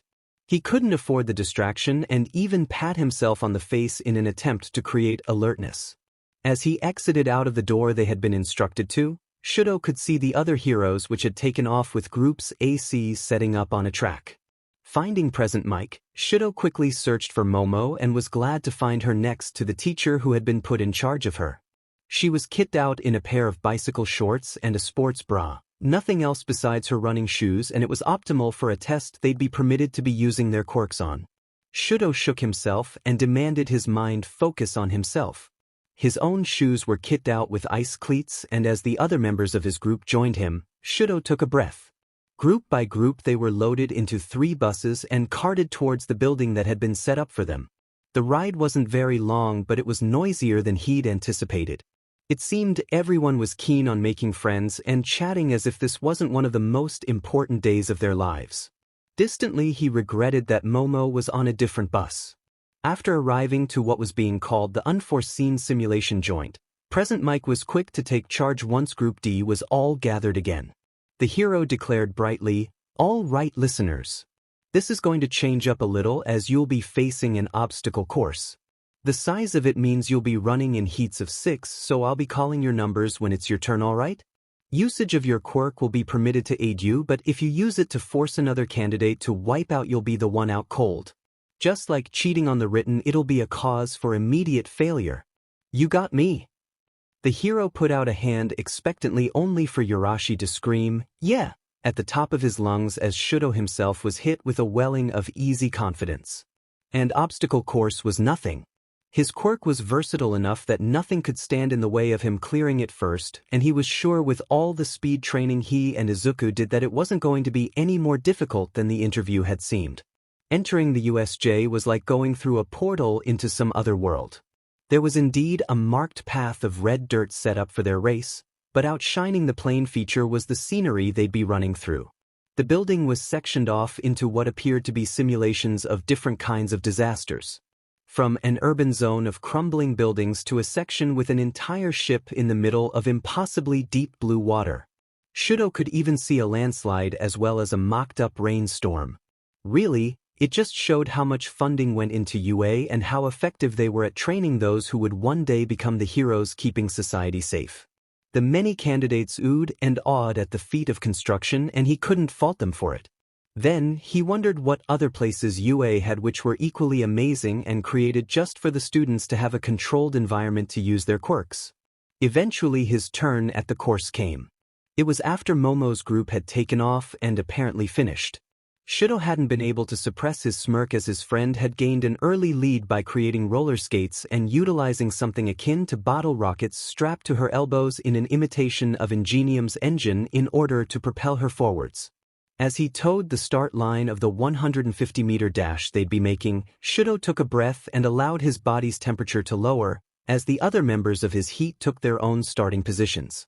Present Mike aimed a flare to the air and counted them down. Shudo inhaled. Exhaled. He could see the goal. Go. He released his quirk and allowed ice to fill his lane, propelling him forwards. Nobody else mattered as the red dirt path of the track was consumed in frost while Shudo pulled forwards towards the finish line, doing little to dodge the obstacles in his way as his ice to carry him forwards relentlessly. The white line which marked the end was in sight as he pushed himself just a little more, a small bit further. Just as he was reaching forwards to victory, Yurashi slid past him, feet first through the air like some sort of baseball player hitting home desperately. Gritting his teeth, Shudo finished only a fraction of a second after the other teen. Cleat-clad feet hit the red dirt as Yurashi landed on his feet, but it was almost a stumble as if he'd been so desperate to win that he'd not even thought about landing. Message. Immediately he threw his hands up in the air in celebration. Yes. I won. Whoa. That's crazy. Someone yelled in the distance just before the other testers crossed the finish line. There was murmuring which he ignored. Yurashi's quirk. Testing was over. Shudo reminded himself that all he needed was to get in. The teen turned to Yurashi and was startled to find him looking right back. Your quirk, is it flight?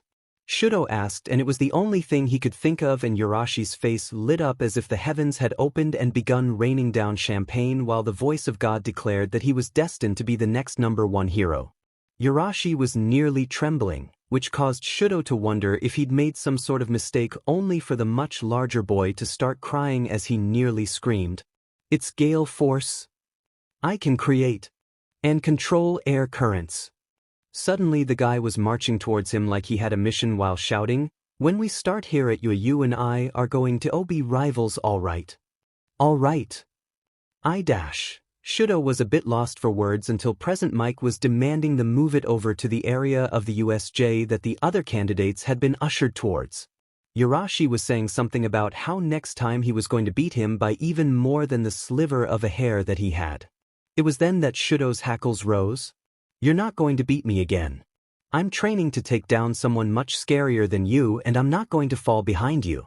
Apparently it was the wrong thing to say because Yurashi cheered with his fist being pumped into the air, and Shudo took a moment to wonder how Isuku always managed to be endearing when he was being loud.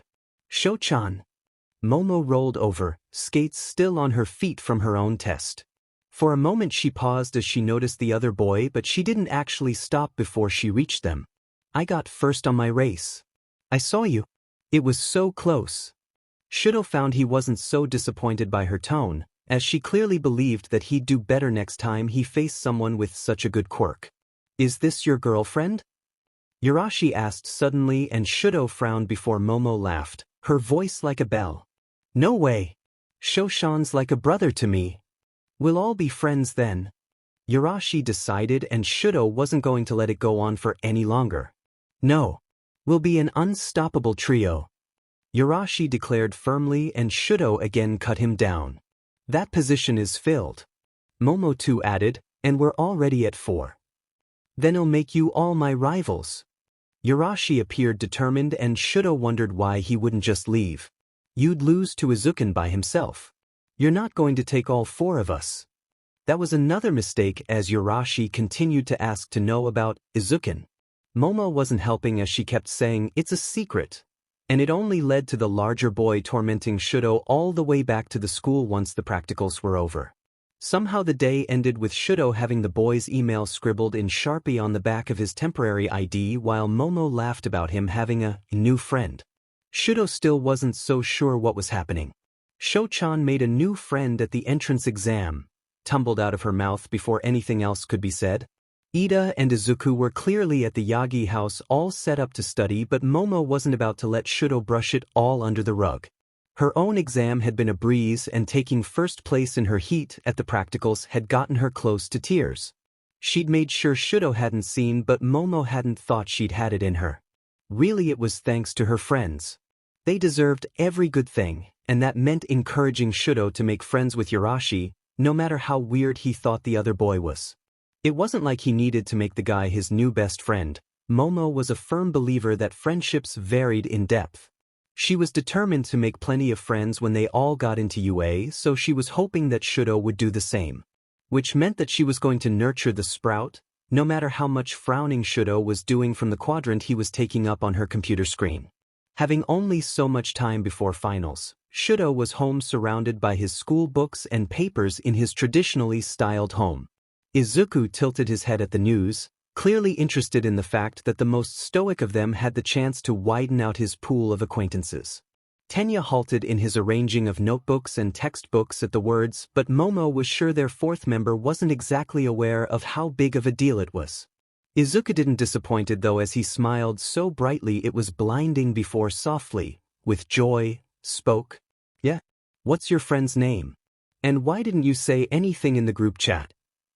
The group chat, the one that was made up of their quartet, sitting unnamed in all their phones with messages that arranged their study sessions and nothing much else. Trust Trio was active as ever, but Tenya was their friend now too.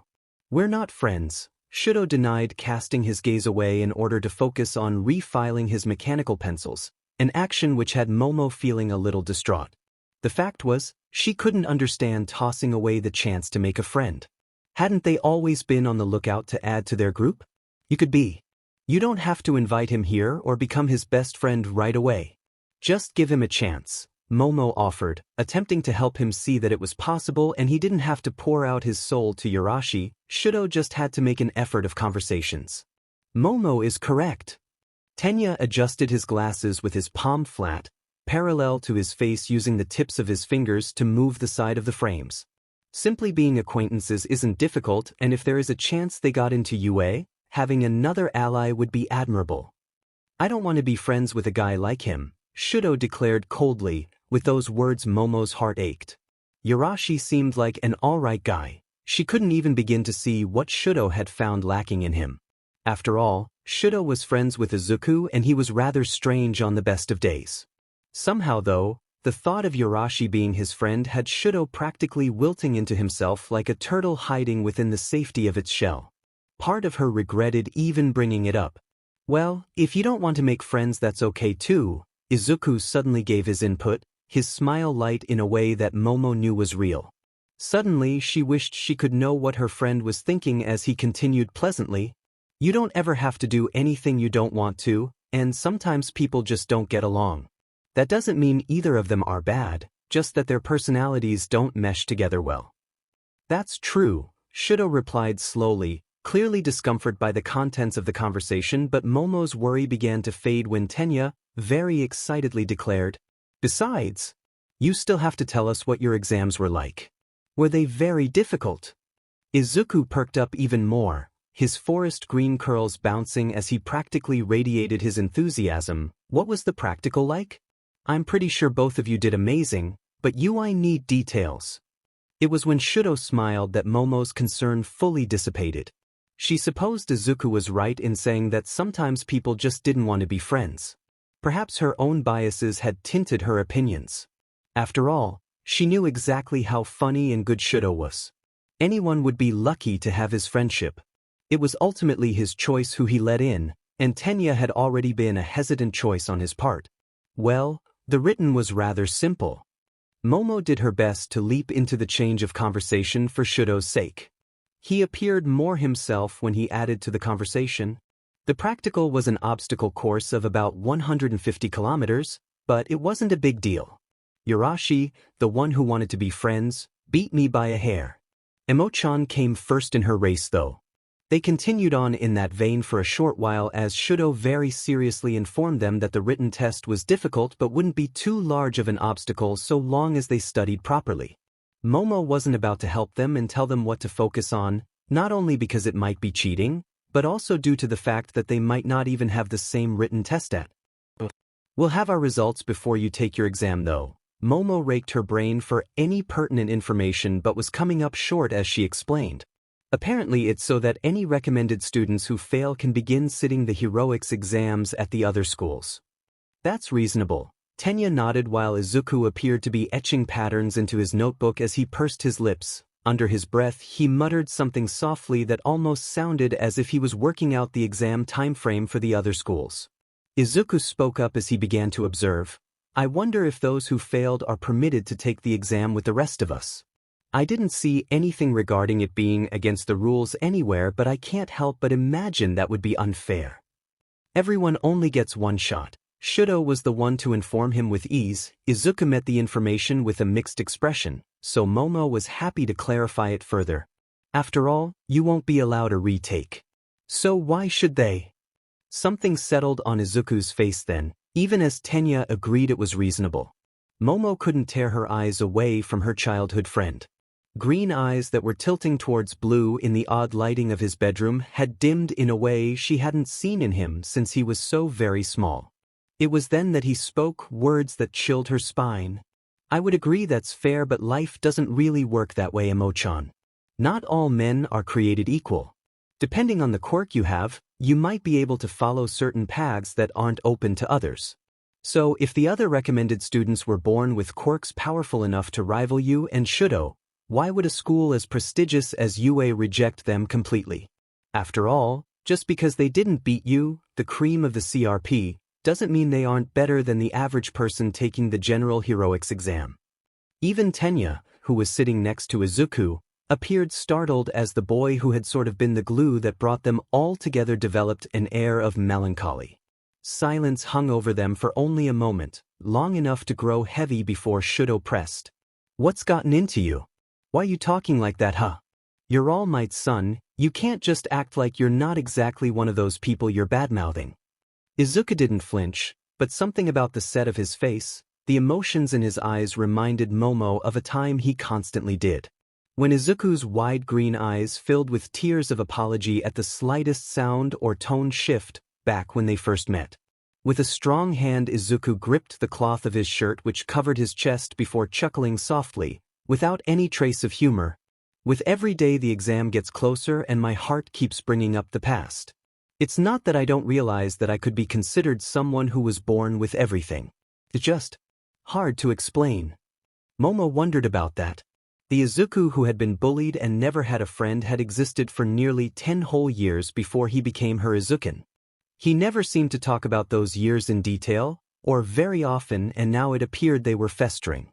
I know you're worried about Bakugo. Momo did her best not to falter or dance around the issue. Her friend needed help after all, and she was going to give it just like he always gave her. But I stand by what we said, Izukan, you don't owe him a single thing. No matter what he might think or say. All he is some kid who lived in the same neighborhood as you. The dark expression faded slowly as Izuku sighed, and while he didn't smile, the clouds did seem to be chased away, if only for a little while. Shudo hadn't seen what Izuku was like back then, but Momo appreciated him making an attempt as he said, anyone who actually cares about you would keep in contact. So don't think for a second we're going to let him act like he's someone important in your life. I don't know who you're worried about, but when the time comes for the exam, I'll stand by you. Tenya vowed with such conviction it brought warm joy bubbling into Momo's heart so great it was overflowing into laughter. Suddenly she realized that even Izuku was chuckling, his cheeks dusted pink as he cradled his own face in his palms in imitation of a cute little girl and not a beefy young man with the build of an athlete. You guys are always looking out for me. All I can really say is I'll do my best to let your words into my heart, Izuku promised brightly, and Momo was glad for it as they finally let the heavy moment pass before they returned to their studies. Still, with the worst of the darkness gone, there was still something else there. A whisper or an undertone of whatever dark thing had been in Izuku's mind and heart. Momo observed over math and literature how her friend was doing his best to hold it at bay. Tenya clearly buying it, while Shudo appeared to have just put it aside for the sake of the moment. They all had their own problems. Momo's were currently the fact that her mother disapproved of her weight gain. And now she would have to petition a teacher for support the moment she stepped foot into UA. The entrance exam had been simple for her, not only because of the extra hours of study she'd put in, but the fact was, her timing on using creation was practically instantaneous with the amount of fat she'd stored.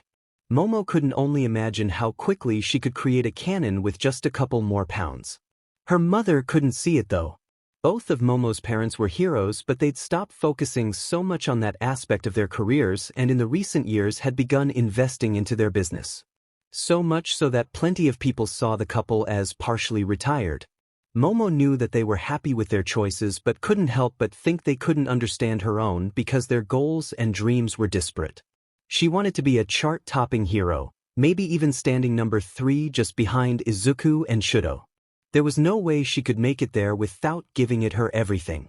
Sure, people may not find Momo as appealing if she gained weight, but she'd been keeping up with fat gum and realized that she could carve out her own fanbase and niche with those who possessed similar quirks. In the end, heroes with stockpile quirks had to prioritize the gaining of power if they wanted to make it. Besides, it wasn't as if she couldn't be cute with a little more fat. Momo had always thought Mrs. Yagi was appealing as well as strong, and she was on the heavier side. There were things more appealing than a tiny waist. Saving lives and not dying her first year out were on the top of her list. Their study session ended with goodbyes and promises to share test results as well as a shared resolve to get the group chat with the 4 of them named properly. As Momo put her materials away, she sighed and wished the distance was shorter, that she could head over to Izuku's house and ask what that weight on him was and if they could help. What she didn't expect was for her phone to suddenly chirp with a notification. Picking up her device, the girl pursed her lips together at the banner informing her that Shudo had sent a text outside of both chats. Shudo, I understand what Izuku meant. Some people get away with things because of their quirks, they get special treatment. The way he spoke though, it was like he knew. Not because he's All Might's son. Shudo was clearly dismayed at the thought that he'd missed something so important, but Momo was sure it wasn't his fault. Izuku never talked about. Back then, she never really considered it too much either because she'd been too young, and now that she was older? Well, Izuku was such a well-adjusted person. It was hard to think that the boy who shivered in fear of being left alone on his first day of school still lived inside of him somewhere. Momo. You know, Izuku used to be picked on. From what I know, it's mostly because he wasn't allowed to talk about his quirk for safety and everyone just thought he was quirkless. He used to be really shy too, so I'm sure he knows what it's like to be treated differently for it. Shudo didn't respond immediately, which had Momo's mind and heart steeping like a well-prepared tea in the implications of it all. Izuku had been a nervous wreck back then. Scared and skittish in a way he couldn't possibly be now, and if he truly believed he might face the cause of all of it again? Have to attend UA with that person? Momo's resolve to stand by him grew to steel. Even as her phone pinged again. Shudo. I remember him telling me a little, but he never explained why. At school most people saw him hanging out with me and never even considered that Izuku might not have a quirk. The more I think about it, it makes sense though that he might feel that way. Especially with how things were when he told us about his quirk. Momo. That's sort of twisted, don't you think? That people assumed you wouldn't be friends unless he had a quirk he never showed? Shudo. I suppose. I've always assumed he had a quirk. People our age have a low margin for that sort of thing. I've never met a quirkless person, so I suppose I just didn't consider it. Momo. What if he had been, though? Would you still be friends? Shudo. Back then? I wouldn't have wanted to waste my time. A twinge of hurt twisted in her chest as she read the words and knew what he meant. Shudo hadn't exactly been the most cuddly person back then. Because of Isuku, he was softer around the edges. Momo. Don't feel bad. You didn't want to be friends with anybody back then. Shudo. Thanks. Momo. Izuku says he thinks that guy will get into UA though, remember? We'll need help. She knew she was risking triggering Shudo's fight response over needing anyone other than themselves, but what Momo wasn't expecting was for her notifications to go off again. This time it wasn't in the private chat that they'd been communicating in, but the group chat for all four of them. Not only had it been renamed, but Shudo had practically barreled in recklessly. Friendship Patrol. Shuchun. We're gathered here today to make sure Izuku doesn't try to make friends with Bakugo like nothing ever happened. Izuku. What is happening right now? Tenya. Right. I'll make sure he doesn't approach him during the entrance exam and try to make nice like he always does to everyone. Izuku. I don't. Fuchun. You do. Please accept us looking out for you. Izuku. Guys. Marking the day off his calendar, Toshinori sighed. Every single hour and moment felt as if they were leading to Isuku taking the entrance exam. He had his own full plate of issues now that he was taking up the mantle of a teacher, and while he knew worrying about his son was normal, the hero couldn't help but wish his mind could convince his heart that Isuku was going to be fine. There were a myriad of other things he should be concerned over, such as finishing his rubric to be approved of by the principal, as well as preparing any last-minute alterations to the scheduling at his agency so that he wouldn't be missed too greatly once he began teaching full-time. All Toshinori could really do was be thankful that Inko was always there cheering him on. She made it look so easy. She was happy, he knew, with her life. Inko had once told him all she ever wanted was a child and a house of her own, even better to have a garden she could toil away in when she had time free from work. Toshinori was glad he was able to provide that for her. To give Inko the dream she'd once imparted on the riverbank with the sun setting and hitting her hair, lighting her up like an angel. Back then he had known she was special and had been scared of it. Now, he wasn't so much stronger, but Toshinori knew that Inko wasn't fragile or made of glass. They had fought for their love and their life, and it appeared that they had won. He was going into semi-retirement in order to teach the heroes of tomorrow while Inko spent her days as she pleased. Just as they always imagined they might. Yet, there was a time he had believed they'd never make it as far as they had. Where every day was spent in fear that his wife, then later his son, would be found, and all for one would crush the last pieces of Toshinori's soul. Then he had faced the very real concern of dying. Perishing in the night with not a bang, as everyone had no doubt believed All Might would, but a whimper. Upon a bloody altar that every single holder of One for All had martyred themselves, fighting a war that had been waged since the dawn of their era. But he was still there. And All for One wasn't. Toshinori was so very alive, and not nearly as thin as he might have been with his habit of forgetting meals and the like. All Might was living and breathing and had things to give. He refused to perish before seeing Inko gray-haired with laughter lines as deep as their love.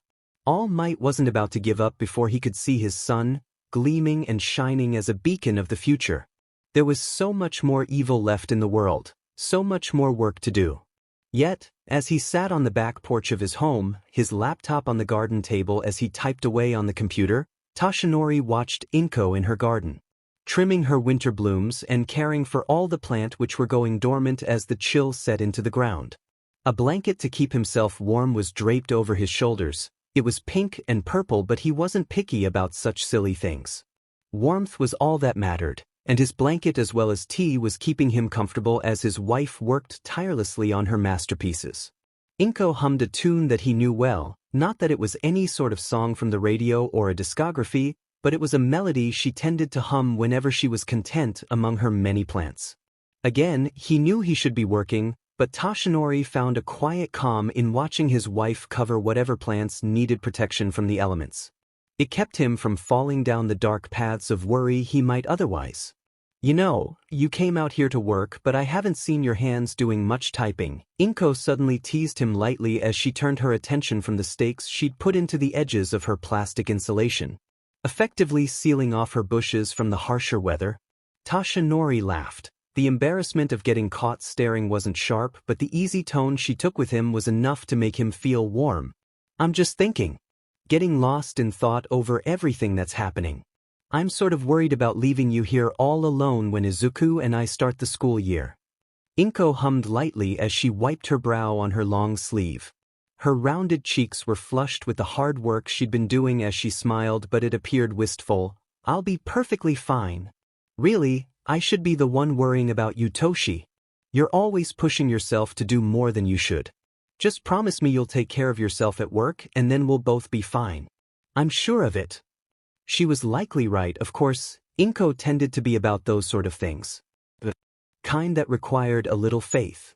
Taking a sip of his hot tea, Toshinori hummed in agreement with his wife. Will you make Izuku promise the same thing? Not exactly, she confessed as she made her way over to the garden table before settling herself down in the chair next to him.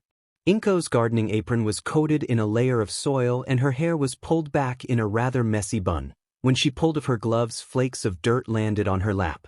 I'll make him promise to listen to his teachers. They'll be looking out for him, right? So as long as he listens to them, he'll be fine too. You're a very smart woman. Toshinori couldn't help the grin that was overtaking his face as he watched her place her dirty gloves on the floor, telling him she was likely done for the day. Inko's emerald green eyes met his own, and in that moment his love for her could have been a material creature. Of course I am. I married you, didn't I? They sat quietly then in the cold, and when the temperature dropped the pair relocated inside. Inko to shower and clean up from her time in the dirt among the worms, and Toshinori took the time in order to prepare a warm tea service for the both of them. He also took the time to portion out a snack so that his wife wouldn't be so hungry while they started to work on dinner. When the water was suitably hot, and Toshinori was plating the pastry for her, the sound of keys jingling reached his ears. It was only moments before Izuku was heading in through the front door. His white uniform with golden buttons and trim was still strange for Toshinori as his son offered up a smile and greeting. Here I am. I didn't expect you to be home, Dad. Welcome home. I'm just finishing up some things for next year. It's a lot of paperwork, Toshinori informed the boy lightly as he began to serve up another slice of cream-filled rolled cake. Your mother will be out soon, so if you put your bag away we can all have tea together. Not having to be told twice, Izuku slid off his red tennis shoes and ambled down the hall towards his room. The boy's sock-clad feet causing muffled pitter-pattering to echo through the house his entire journey to and from tossing his school bag on the bed. Settling himself at the table, Toshinori's contentedness welled up inside of him as his wife arrived in a pair of comfy breathes and one of his own old sweaters. Inko thanked him for the tea with a kiss, and Toshinori could only smile before Izuku was nearly hopping across the living room towards them. The boy had grown so much and was already getting a little bit of height on him. Hair as green as his mother's, Izuku's curls appeared practically untamable as he slid into one of the chairs. Welcome home, Izuku. How was your day at school? Inko's soft voice was like a song as Toshinori began serving the tea. Izuku sat patiently to be served his drink and made not even a single motion to pick up his fork in excitement for the snack. Thought it was clear simply in his aura that he was indeed thrilled at the event of it. Nowadays, they rarely all ate snacks together and the only meal they tended to share was dinner. Even then, it was only when Toshinori wasn't spending a late night at his agency doing the filing with his employees. It was the usual. Izuku's tone was casual as he recounted his day, which, as he'd said, was his standard experience. He hadn't made any friends there, but being in his last year of middle school and thrown into a class which had likely grown up together was difficult. High school, the hero hoped, would be easier on the boy when it came to getting along with his classmates. Having finished serving his family tea, Toshinori lifted his fork and carved out a piece of cake for himself as he listened to his son talk about the test he'd taken and how he believed he was ready for the finals. Inko hummed contentedly and praised Izuku for his hard work as Toshinori took a sip of his tea and agreed. There was so many things they still needed to talk about. A future of varying possibilities, but in that moment of quiet, Toshinori treasured the moments he had with his family. It made the faceless days to come a little less daunting.